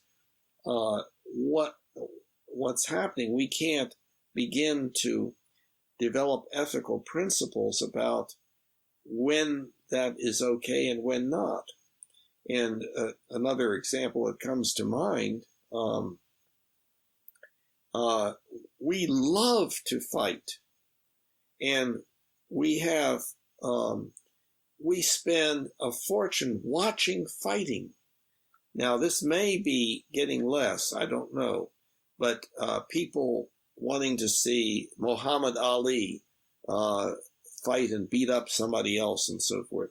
And yet we know that fighting, primitive fighting, causes brain damage, causes all sorts of pain, suffering, disability, and early death. But we love it. Well, it's not like that's the intent, right? That's the point of the padded gloves and all of that, right? Sort of this unfortunate side effect. But it is a consequence. In other words, they try to, quote, knock out each other. They try to inflict pain. They try to overcome the other person. Right. And then we have our video games where we are enjoying fighting with other people. And we have our sitcoms where clever hostile put-downs get applause and laughter and so forth. And if we don't observe, if we don't develop an increased understanding of how all of that is our human way of manifesting this stuff that is built into us, and that it can have negative consequences that we need to become more aware of, and then we can't develop ethical principles and rules of conduct that guide us to inhibit the things that cause PSDED. Yeah. Yeah. I mean, what you said was fair, and that's something we can maybe in future discussions we can go into. Yeah. I think a large part of this talk, though, like I spent time, again, really trying to emphasize the point that we can't stop at looking at our sort of hominid evolutionary traits that as sources of suffering, right? Because there are some things, right? Existential angst being one of them. There could be more that provide us unique forms of suffering that need to be addressed as such if we are concerned about eliminating suffering or reducing suffering. I think that's what I wanted to bring up, because again, I did have the impression that that you were making the position at the beginning of the talk that all of the forms of suffering that humanity faces can be fundamentally broken down into these things that we share with other hominids, which I hope I made the point that isn't the case, and I hope you agree. Well, I think I don't think we have completely resolved things, but there may be some linguistic problems here. In other words, where we have different meanings. Because again, I agree with you that other hominids probably do not have existential angst. But what I'm saying is that if we try to look at what existential angst is, then it can be our basic emotions related to loss and disconnection, social isolation, and so No, but forth. I mean, I Hold think on, that's hold on. Let me yeah, finish. Let me finish. yeah. Social isolation and everything in connection with this imagination of something that other species cannot imagine. So, so of course, it is unique that we have that existential angst that is unique, uh, and uh, and and the uniqueness comes about because of our increased ability to imagine, which I believe is highly related to our symbolic language capabilities, because we can do like what you and I are doing and share with each other and imagine more, paint pictures in each other's minds about things that we would not otherwise think about, and so on. So, yes, we are unique, but and we have unique ways of doing all of the things that are wonderful and all of the things that are bad. No, Yeah, but as you're saying this, I'm hearing like unique asterisk or unique quote unquote, kind of like you did for like you're saying when you said before, like, oh, we, humans have fears over drones, right? And that's a unique fear, right? Unique quote unquote, because at a fundamental level, it's still a fear that uh, it's only the object of the fear that's changing, right? But it's on a fundamental level, it's the same thing that's going on when we were, back in the forest in the dark night, afraid of the wolves coming out, right? Um, well, no, I don't think that's not what. I mean, that's not what I would say was the like the fear and so on. It's uh, imagining being all alone. well, I'm saying with a drone specifically. Oh, well, I'm saying what you were saying about the drone was that, it's unique, quote unquote, only because the objects changed, but at a fundamental level, it's still like the process is the same as what was happening with how with the same sort of evolutionary background that we experience with other hominids, right? it's And still like I fear. said, when we were back in the right, it's still fear, like right when we were back in the woods in the dark night, afraid of Mm-hmm. the wolves coming out, right? We're still fearing something. Yeah, the objects changed, but the fear hasn't changed on a substantive level. But the I important don't thing, think it's fair to compare that kind of that sort of argument to this idea of existential angst. This isn't a question of degrees, right? do you think Although it could it's be, do you think it's an emotion or a set of emotions that no other species has? I think it's a form of suffering, right, or a source of suffering, right, that is unique, right? Well, I'm in agreement with you about the imagination of one ceasing to exist. I'm in agreement about that other species do not see. It's hard for me to understand But it's not what. unique in the same way that, here's the trouble. It's not unique in the same way that it, humans fearing drones are unique. Do you see what I mean? I'm saying on a fundamental level, it's unique, right? I don't know what that means. It's not simply that.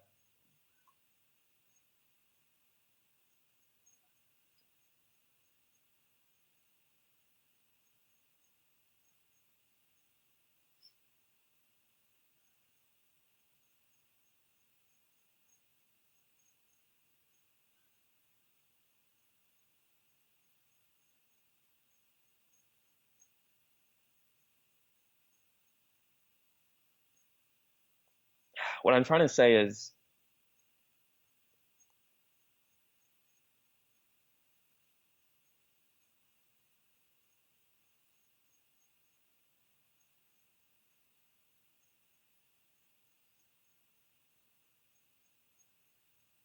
I mean, do you agree that do you see the distinction that I'm trying to raise between the fear of drones and uh existential angst? Well, I'm not saying that there's it's a. They're both unique in the sense that other animals don't experience either of those. But one of them is fundamentally more unique.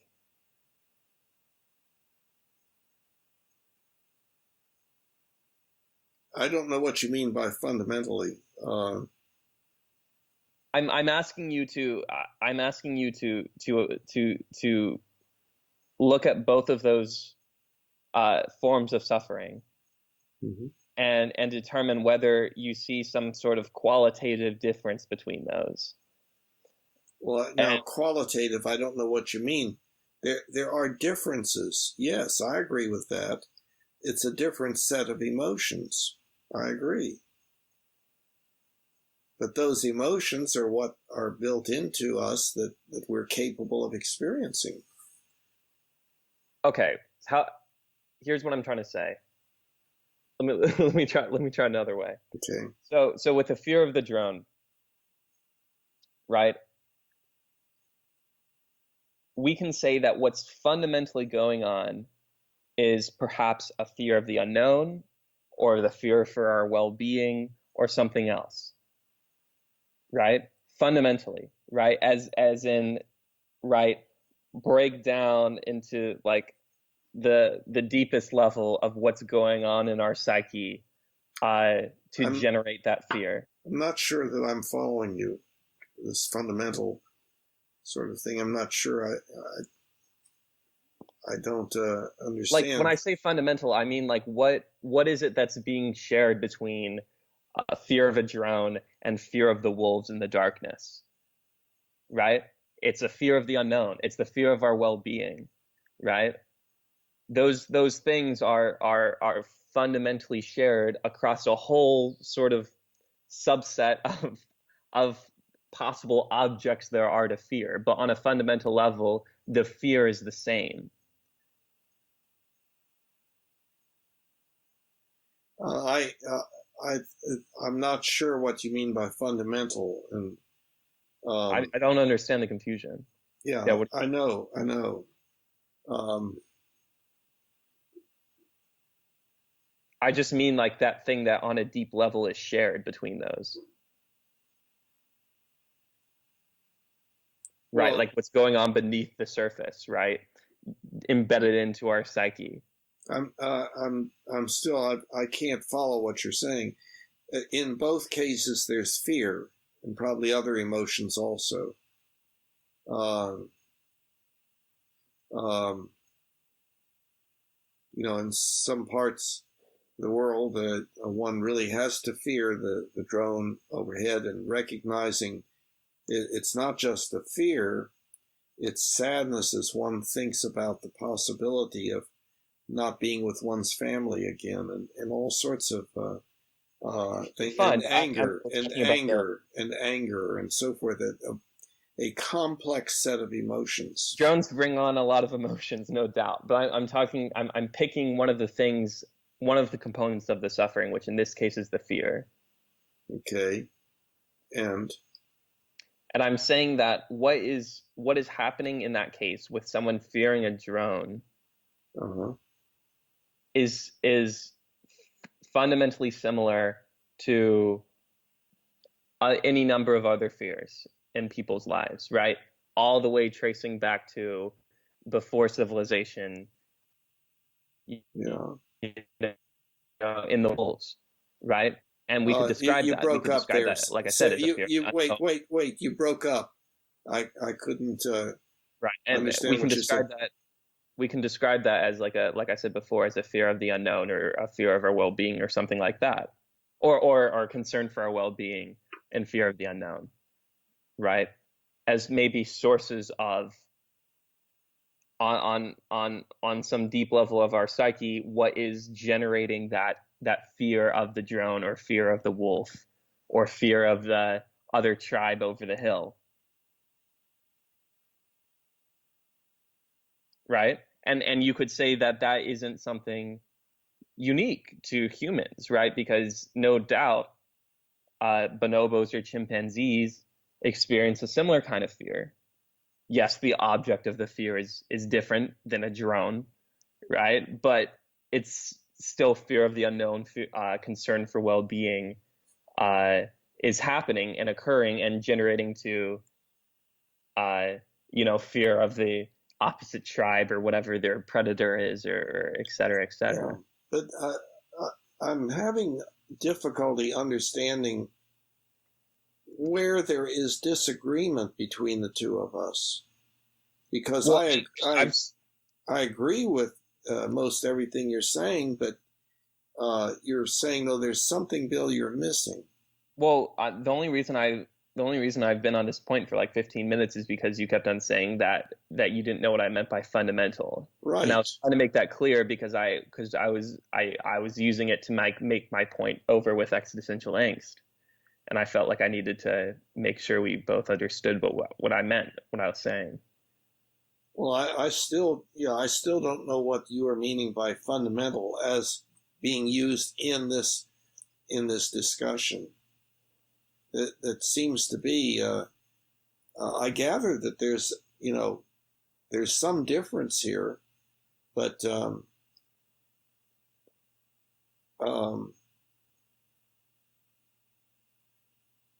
you mean that it is so different in certain ways that what? I mean, I agree with you that other species do not have existential angst, probably.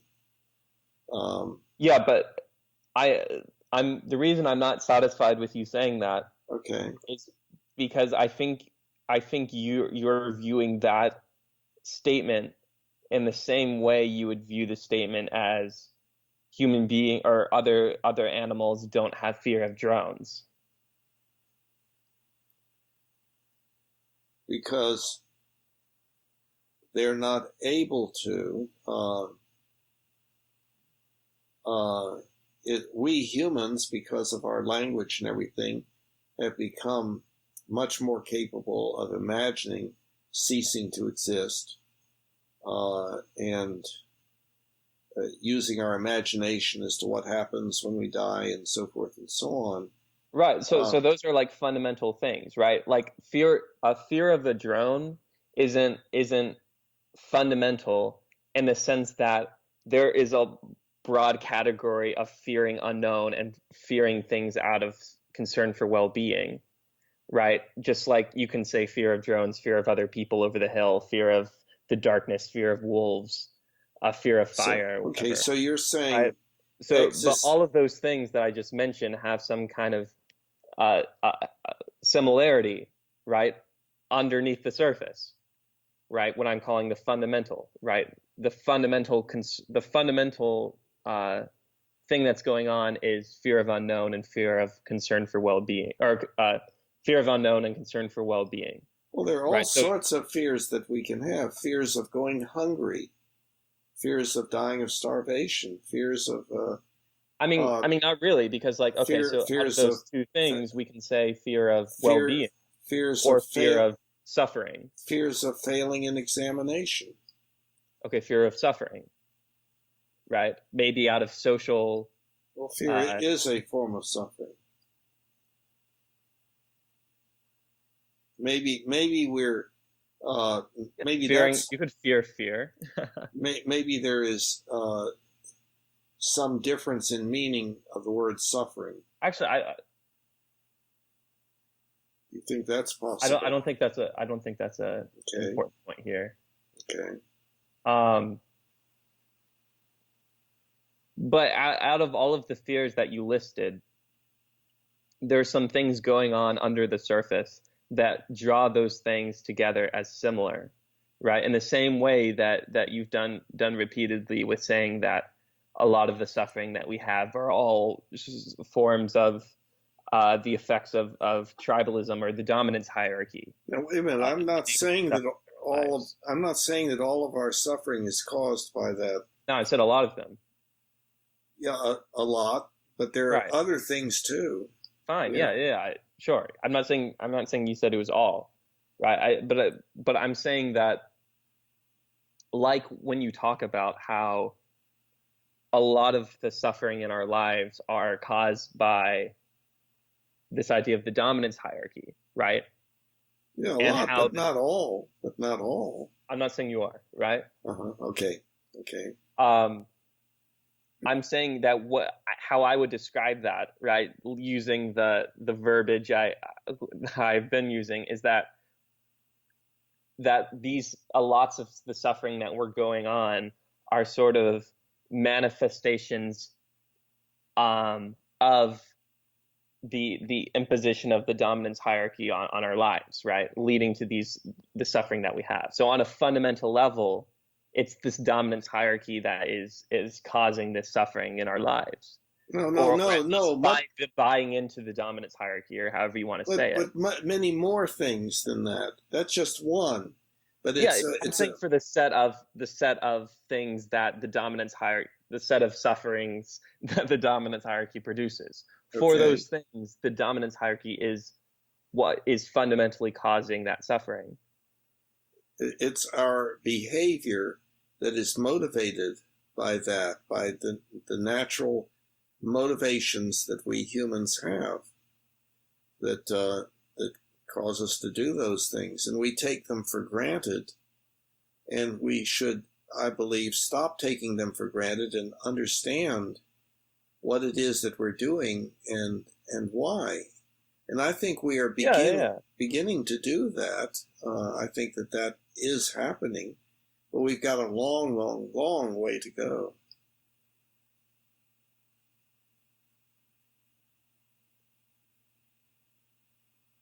So okay, so let's look at. So do you see what I mean though by fundamental, right? In the case of a lot of forms of suffering, the fundamental cause of that is the dominance hierarchy. In other cases, the fundamental cause of that is tribalism or anger. Well, there's a problem here when you're saying the fundamental cause, because um, there are many, many causes uh, that go into any particular example of suffering. But I think that it is important for us to Yeah, but recognize. these are a collection of fundamental causes, right? If we break it down into like what's quote unquote really going on, right?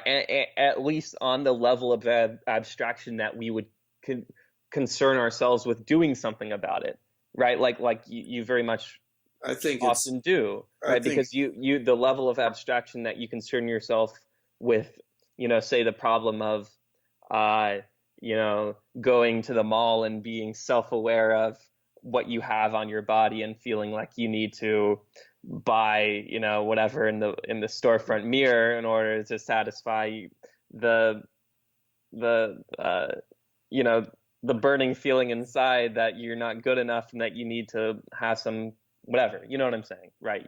You've described it. So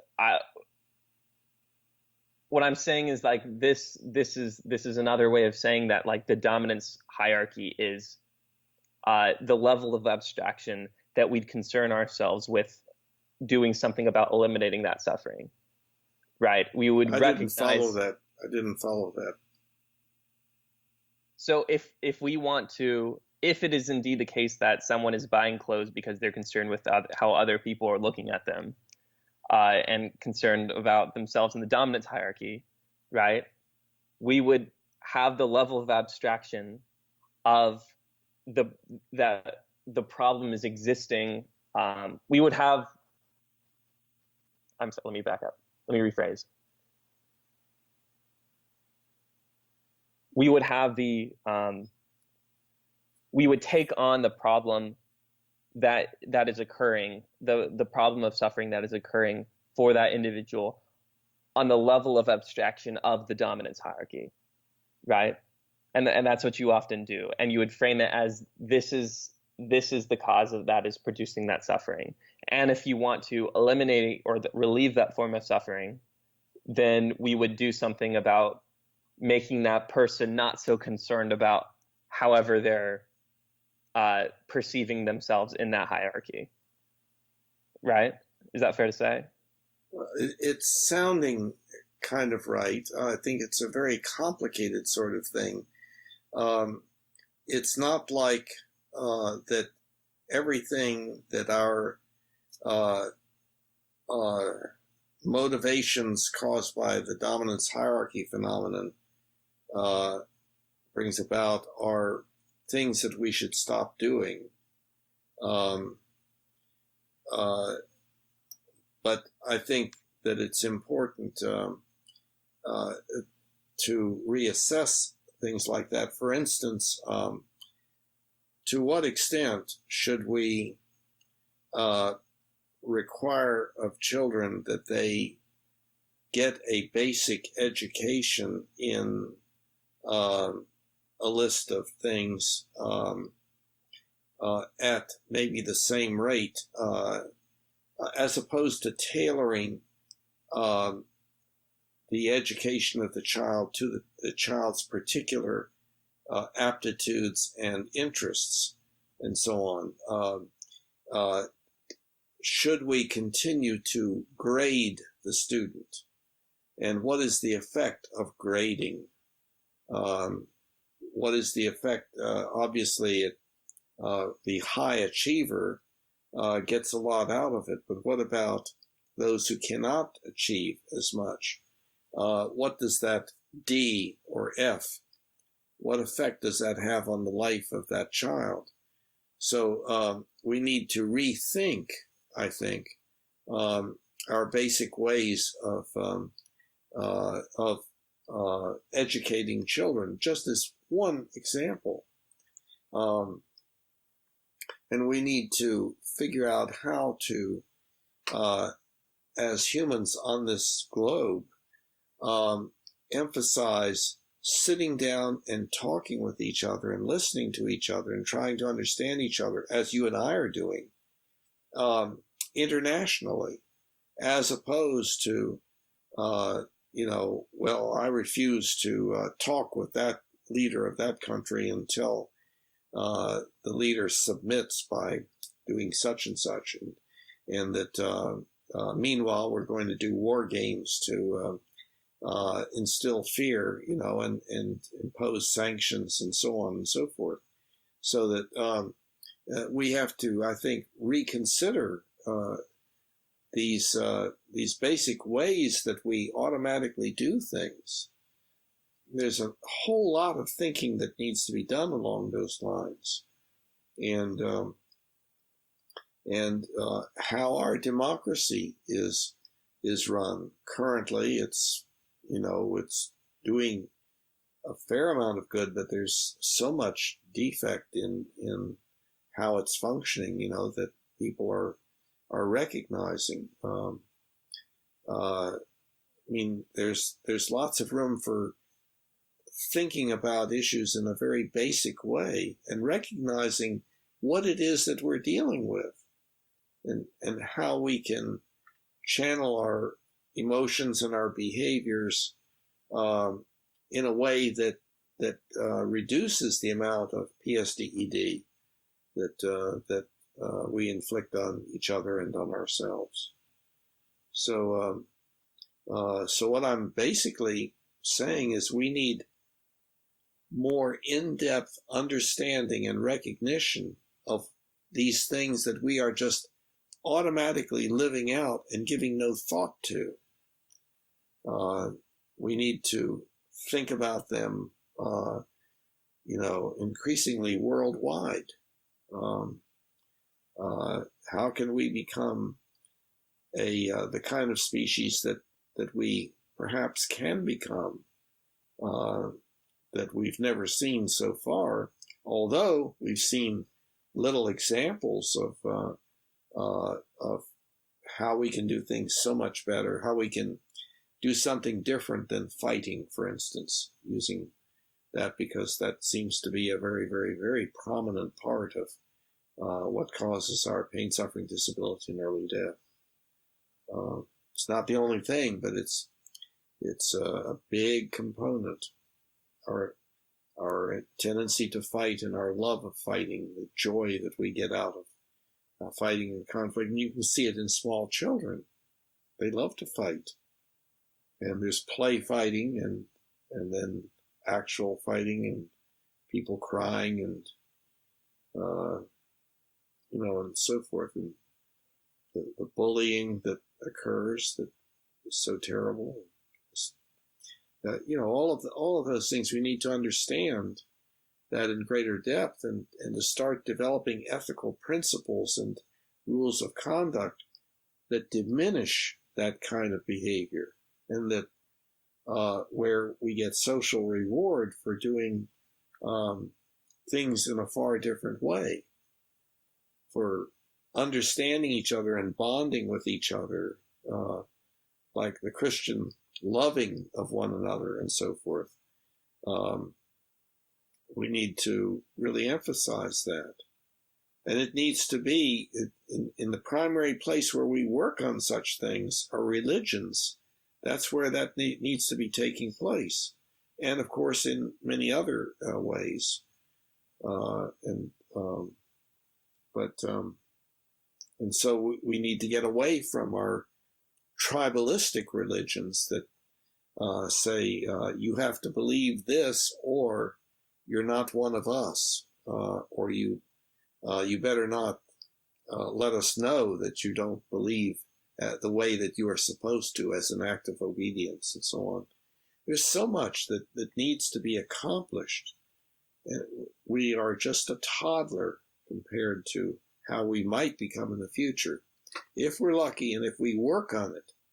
But if we say, well, that's just the way things are, and and we're supposed to have a Holocaust anyway. We're supposed to have everything's supposed to come to an end. God's going to come in and destroy, etc., or whatever it is. Beliefs that that's just the way we are, and that's the way things have to be, and might as well just take care of yourself and hunker down and watch the entertainment. Yeah, I mean, and there's I think there's no doubt that people aim to improve our situation, right, and improve humanity.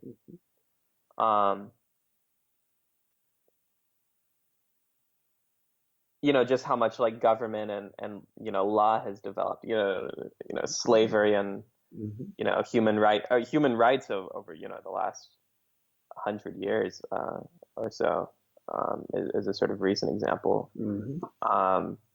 And there's, even nuclear weapons. There's been recognition on an international level. That nuclear proliferation is a problem, and companies have at least made an attempt to reduce the number of nuclear weapons that exist in the world.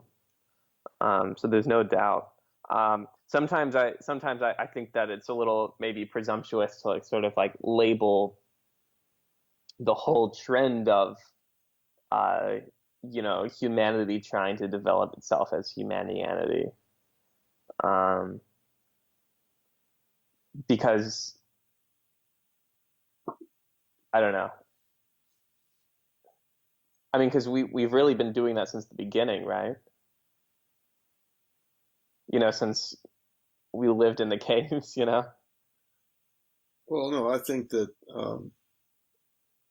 if we specifically talk about our religions, we are beginning to talk about interfaith and so forth, and the religions are beginning to be able to incorporate people who do not accept the dogma of the religion. Why are we specifically talking about? Why are we talking about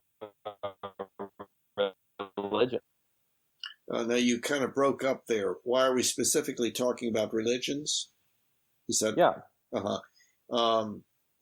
Well, because as I say, that's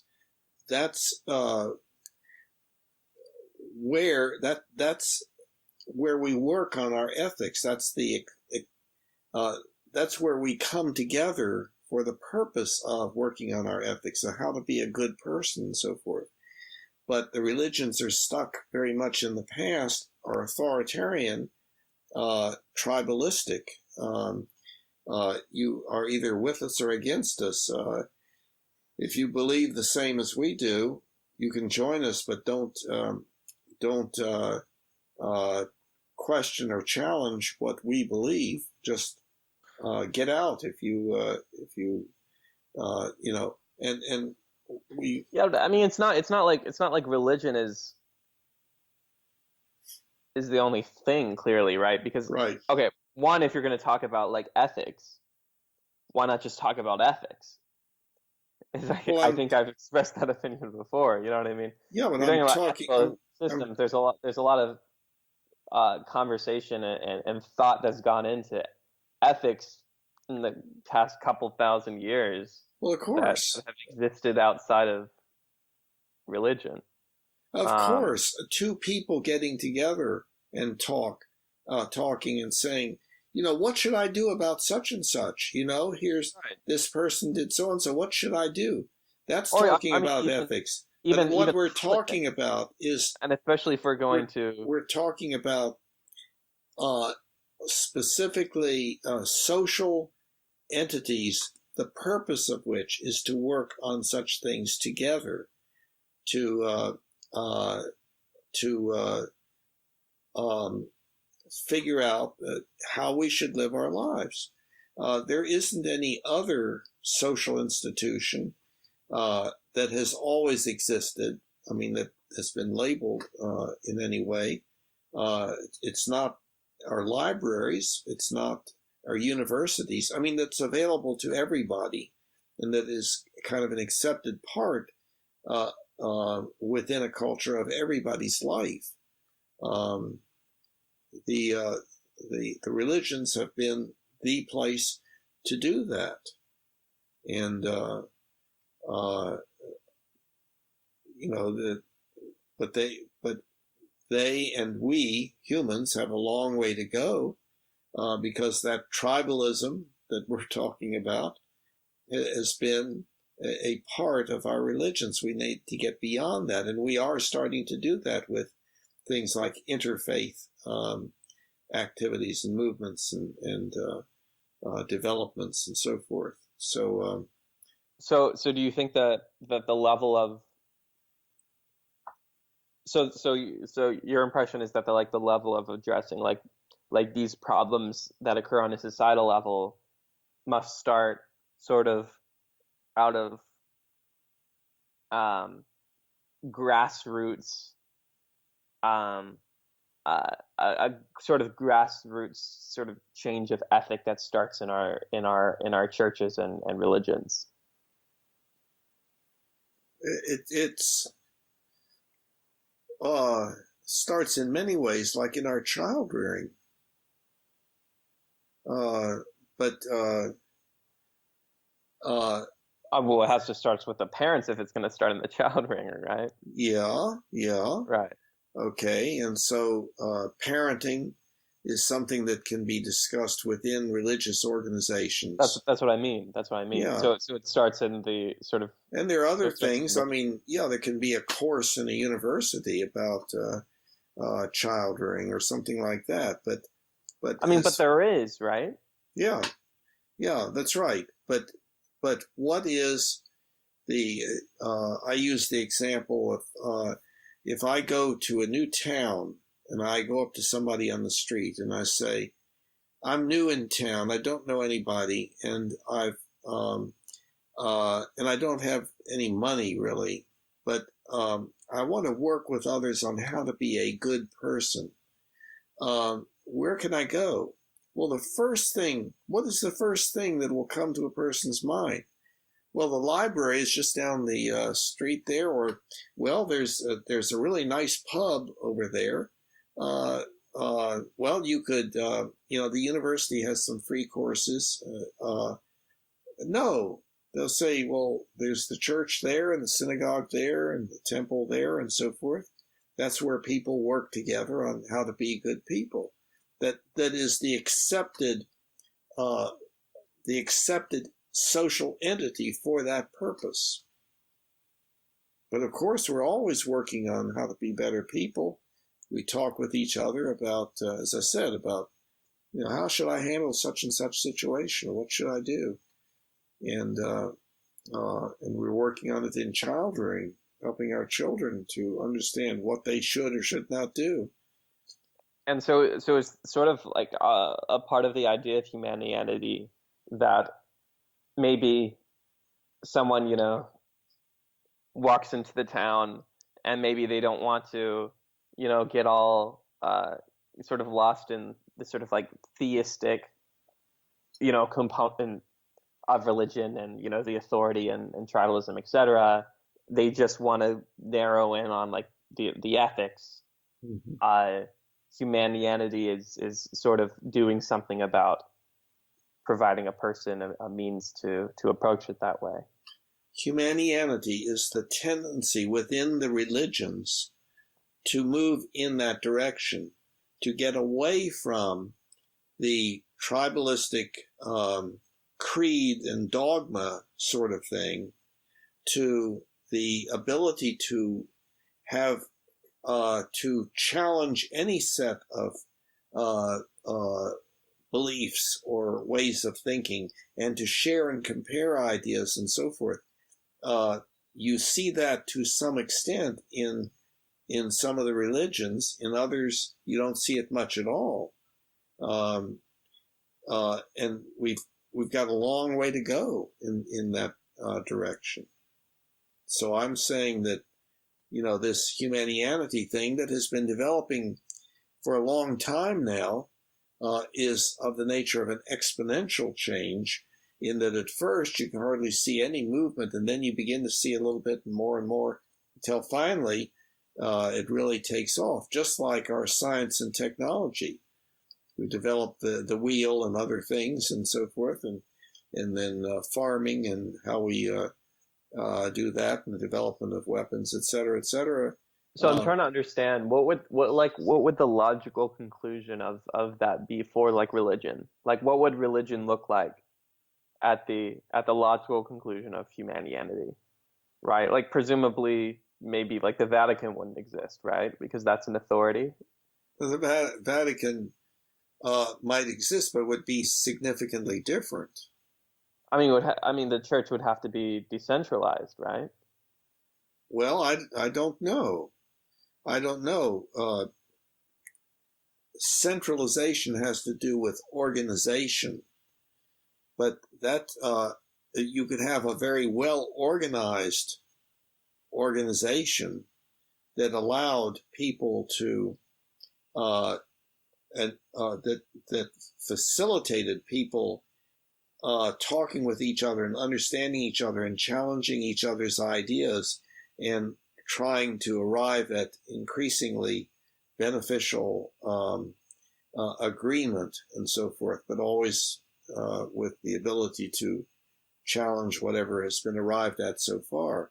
I mean, what need would you have for the for the um for the organization, right? Because if you're talking about like an organization that enables people to like challenge ideas and all of that sort of thing, then like the result would sort of be like, okay, like yeah, you have an organization, you have sort of like a meeting, and maybe you come up with some kind of consensus in that meeting, right? And now that's what we're going with, right? That's the answer. But what about the no, people no, at the no, grassroots that, no, yeah, no. I don't know what you mean here. It would be a place where we can continuously work on trying to deal with ethical issues that we are involved in. And for instance, in small groups, this discussion of things within our personal lives. How should I handle this sort of thing? yeah, but what need for, I'm still trying to see like the need for organization that would exist. Well, in the And, first and place, especially where are you going to? how you would have organization without authority, without the making of authority, or the centralization without the making of authority. Okay, now we're not talking. See, there's a linguistic confusion that can occur between the word authority and authoritarian. there's no problem with authority, meaning that some people have much more knowledge about certain things than others. They are an authority on a subject and so forth. Well, that's not how that's not Okay, how I was using it, right? okay. And then we I just also, call that expertise, right? yes, right, right. And Yeah. then we humans construct an organizational hierarchy that is for the purpose of division of labor that enables us to do much more complicated and beneficial things. Of course, bad things too. But so, like, where are people going to meet? And who's going to take care of the place and make sure that it doesn't deteriorate and so forth? And what is going to be the financial system of it? And then who is going to be in charge of looking for new ideas in a particular area, and so on. Yeah, but someone or some entity has to be making those decisions, yeah? Yeah, there's no Sort of problem about that. centralized authority. But see, there's no problem with that. So what's the issue? Whether it is an authoritarian organization, So what would or whether it's so more describe like the substantive difference? well, a basic way of looking at that is comparing dictatorship with democracy, little d democracy. Ancient Greeks came up with the idea, said, rather than it being whoever got the most weapons and is the scariest, being the leader, we evaluate each other and decide together on who should be in a particular place within the hierarchy. So we now have United Nations. It doesn't work very well currently because of our strong tendency to engage in tribalistic warfare. But the idea is there of sitting around and talking and listening to each other and trying to understand each other, as opposed to whoever's most powerful is the one that is, quote, our leader until he's overthrown. So we are getting the idea, the idea of social contract. We are getting it. But we got such a long way to go. So what about this idea of like so back to the Vatican. Uh-huh. Could the Pope exist? Well, I understand what you're talking about. Within the Catholic Church, there has been long-standing dogma, creed, that sort of thing. And so the Catholic Church would have to move more and more in the Humanian direction.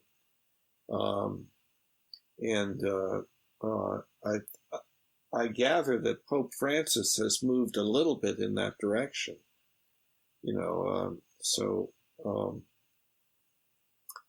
But I don't know an awful lot about that. But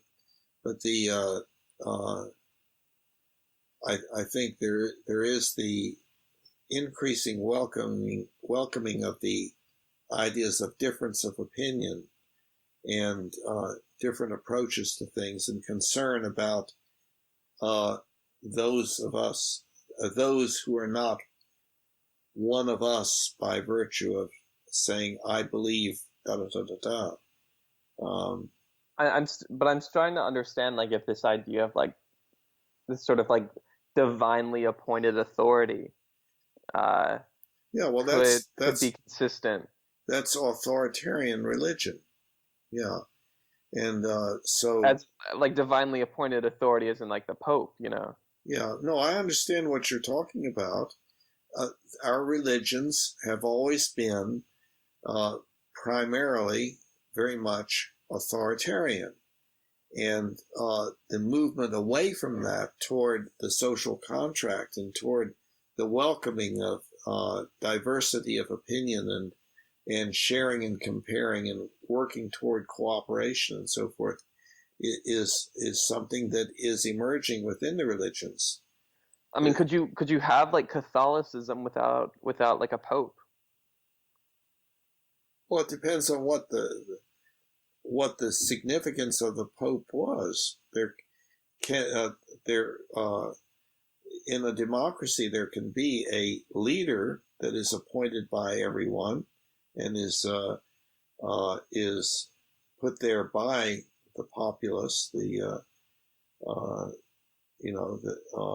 in that position of leadership, but is answerable to the others and so forth. Yeah, but I mean, the problem is it's not like Catholicism is simply like some kind of philosophy. No. Right? Like it's difficult to imagine like Catholicism without like the structure of the Catholic Church. I'm saying that and without a pope in the form he exists now. I'm saying that our religions need to change to move more and more in a direction away from authoritarian But leadership. That's my point. Like if we're considering like the Pope authoritarian, right? It's difficult to imagine how the Catholic Church could move away from that.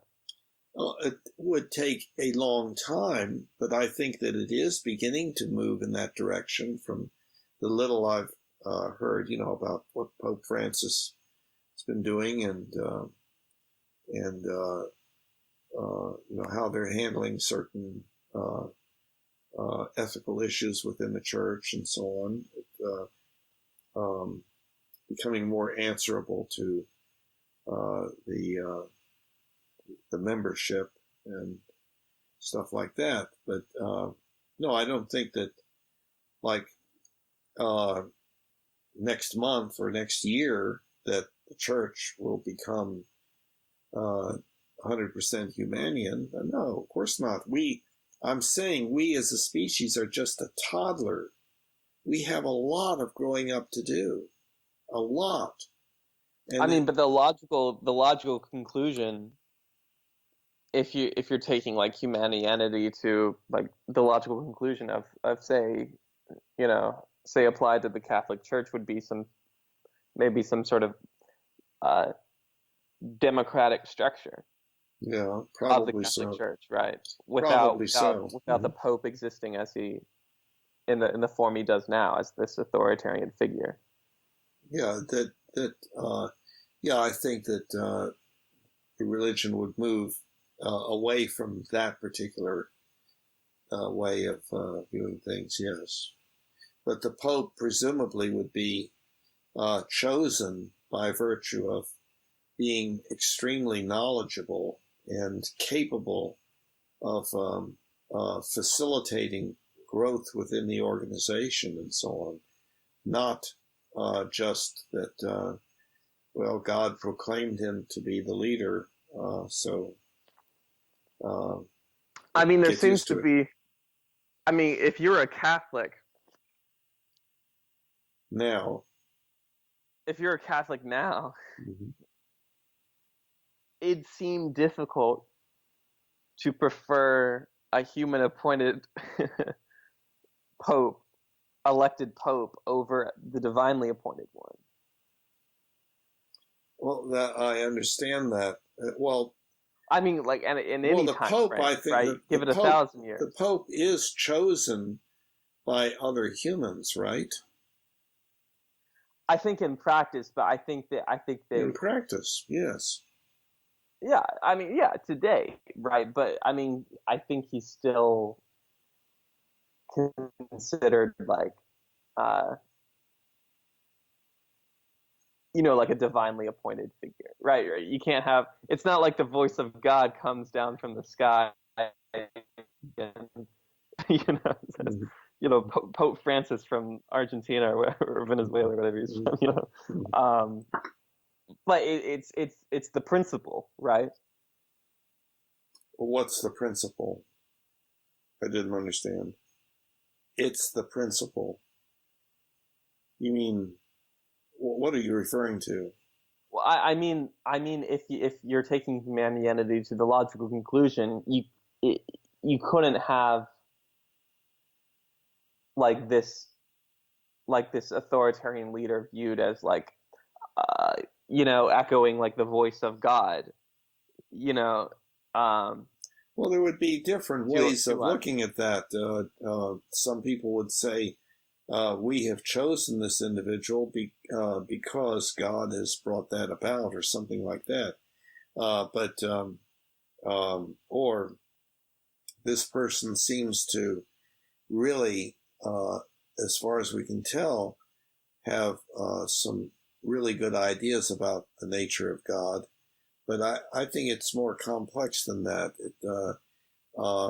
Because I think the religions need to be able to accommodate those who do not believe that there is an agency referred to as God, unless we all, worldwide come to the conclusion that there is such an entity watching us and so on.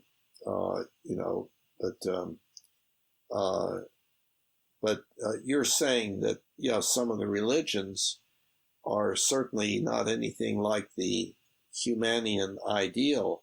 Well, of course, and some are much closer to the base of that mountain than others are. Well, I mean, the point that I was raising, I mean, I don't know much about this subject, right? I'm not especially religious. Mhm. I was just trying to do something about talking. I was just trying to sort of uh to think about the question of what it would mean for something like the Catholic Church to Mhm. uh become more Humanian. Mhm. And what would that mean for the Catholic Church, especially contextualized within Catholicism specifically, Yeah, right? And you could do the same with any religion that you're talking about. right. Um, Especially, quote, fundamentalist religions. right, Yeah. right, right. Yeah. Yeah, so and again, that is a manifestation of our tribalism, right? And authoritarian ethics and obedience to the most powerful, namely God or those who speak for God, etc. See, so we have to understand what's going on there and not just turn away from it and mock it and so forth, but instead say, look, we need to really think about these things and develop an increased understanding. We need to come together, not turn against each other and laugh at what the others are doing and look down upon them and so forth. We need to um, be inclusive and welcoming and stuff like that. But it will help if we understand that we're dealing with some very natural tendencies, natural normal tendencies in ourselves that ultimately lead to a lot of PSDED. That's why it's so important to have that understanding. Yeah, I also think that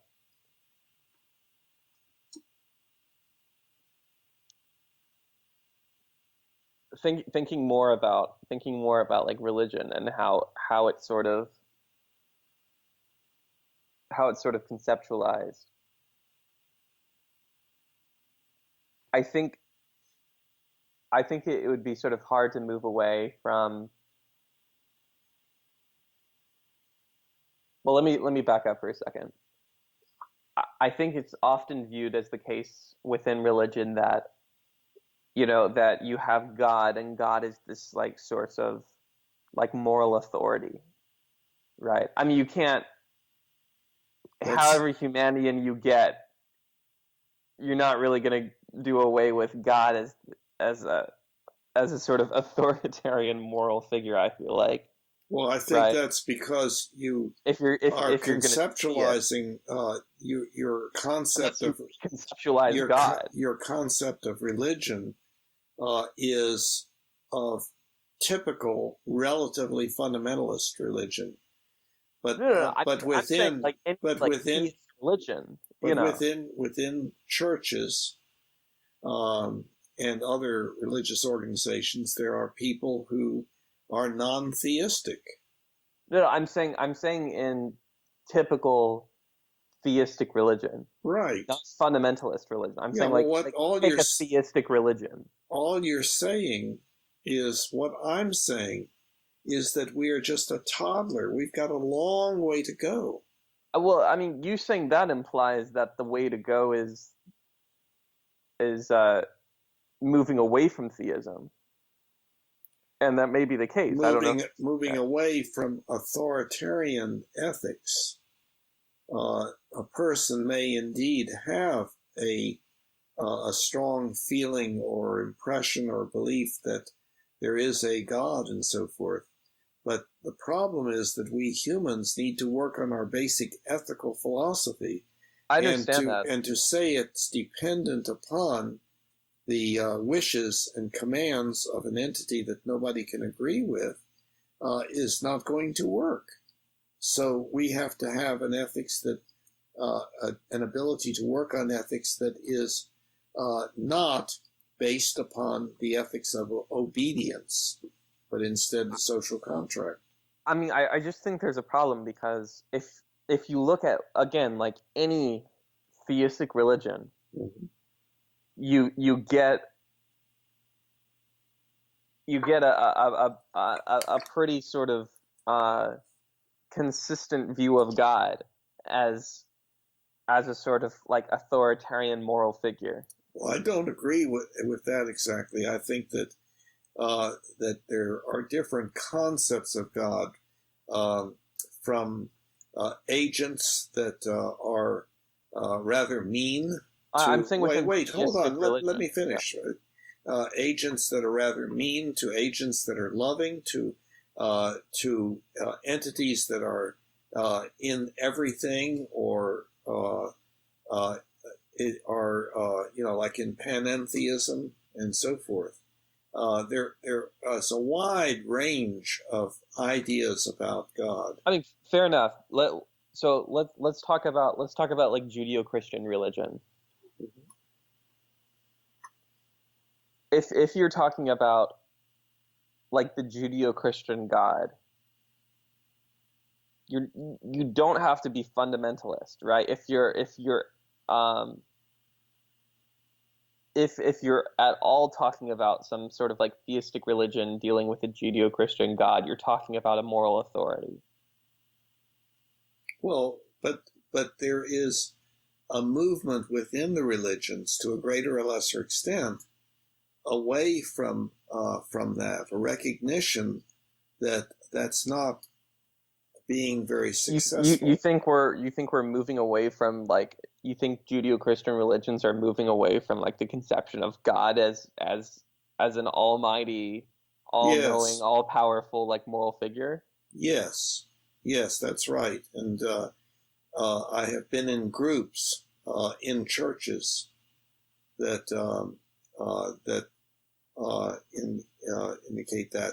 And there's I mean, I'm not writings. There's saying writings like Bishop Spong's book, Unbelievable, and saying that Christianity needs to give up some of these beliefs that are unbelievable if it's going to survive as a religion. The yeah, but I don't think people, one of those, if he's a bishop, it's probably not that like God exists and that he's a moral figure, right? I'm sorry. I'm saying like if it's a bishop writing this, probably one of the beliefs that he's saying that we might need to give up isn't that like God exists and that he's like a moral figure. I think no. I think that is correct. That he's saying we have to give that up. And he's a bishop? Mhm.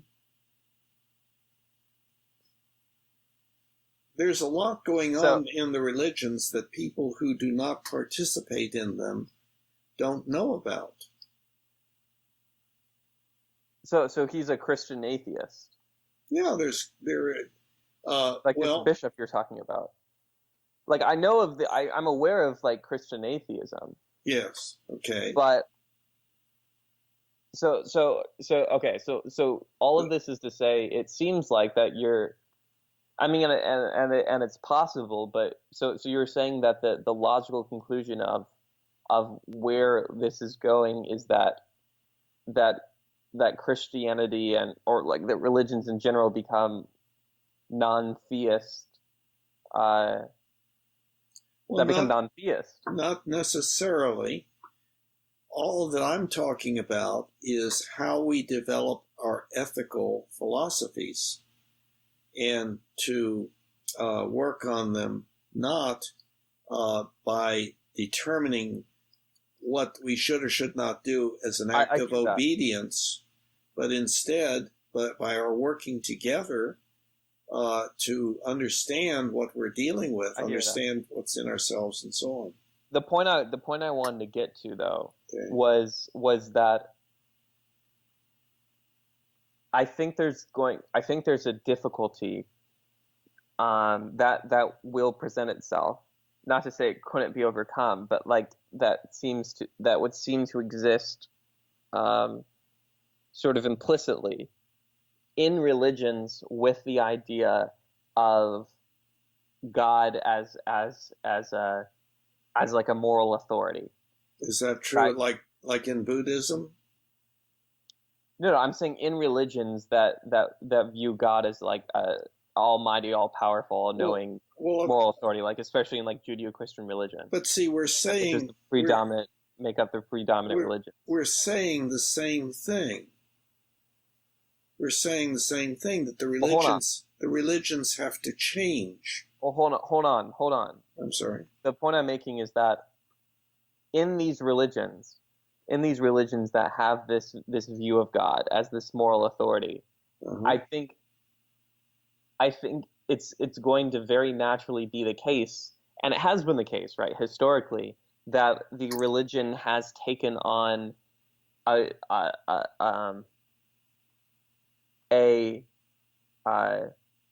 organization that's reflective of that idea, right? And that's why you have something like the existence of a pope, right, who's supposed to like reflect the ideas of God down on earth or whatever. But we're saying, you know what I mean? Like the organization takes that structure. But we're saying, and I think if I understand that it's possible to head away from that direction, but I think I'm not convinced that could be the case without giving up that idea.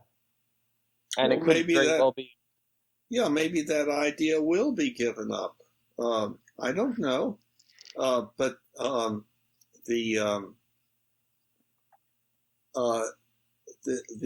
whole idea of God is really kind of a personal sort of thing that varies from person to person. Their experiencing of their relationship to God, if that's what they experience. And there are all sorts of different ways that people approach that. But what I'm talking about, because what you're talking about now isn't simply like the nature of the religion changing. You're talking about, or you're not. I'm sorry. Let me rephrase. You're not talking about like the structure of the religious institution changing. You're talking about like the fundamental beliefs that make a religion what it is, like that make Catholicism what it is.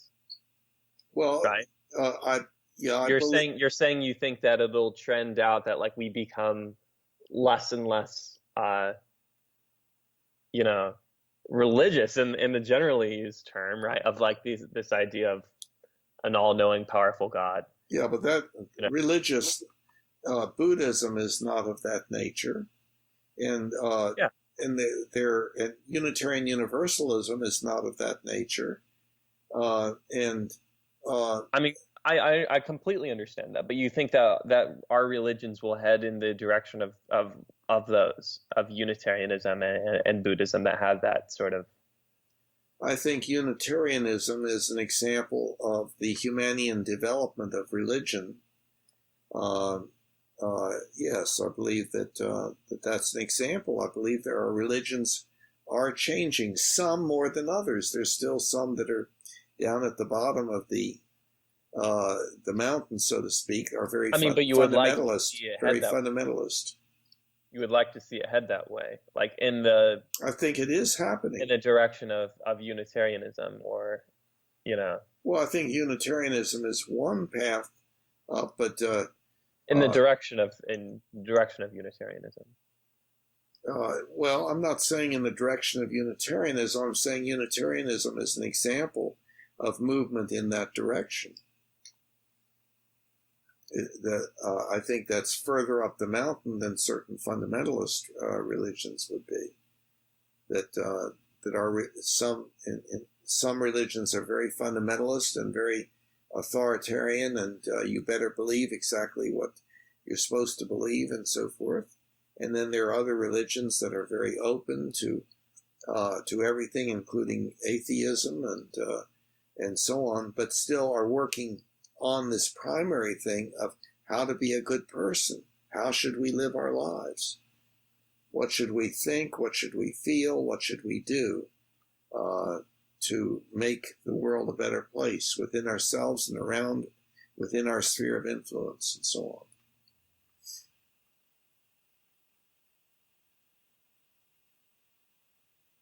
Good. All right. I think we could just about probably wrap up. Yeah, we've been at Close it to for 3 a while. hours. Yeah, so yeah, that's pretty. It's been a good discussion, and Yeah, it has. so and I hope you'll think about it, and also that you'll register in the Humanian Belief Manual and construct your own belief manual, and then go to the forum and discuss with others the differences and similarities between your belief manual and theirs, and so on. Is the forum active? Currently, it is not. It's been active in the past, way in the past, but it's been inactive for quite a while. And it will take somebody like yourself saying, "Hey, I'm going to get things going," and right. So you put stuff in there, and I'm sure I'll join in the conversation. And you can suggest to others that they join in the conversation. I mean, that's the whole idea of, if we're going to make the world, if we're going to take this approach of becoming more ethically unified as a species, we've got to advocate doing that rather than the way we're all divided up and refusing to talk to each other about things unless we agree, that sort of thing. Right. So anyway, yeah, well, so it's been a good discussion, and hopefully we will have another one before long, and work on some other issues or any that are left over from this one after a lot of thought, and so on. So, and good seeing you at Charlotte Humanianity also. That's really absolutely great. Yeah. All right. See you soon. Take care. Bye. Bye.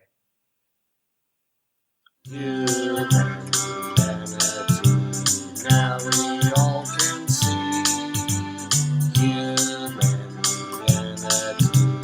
how much better we can be.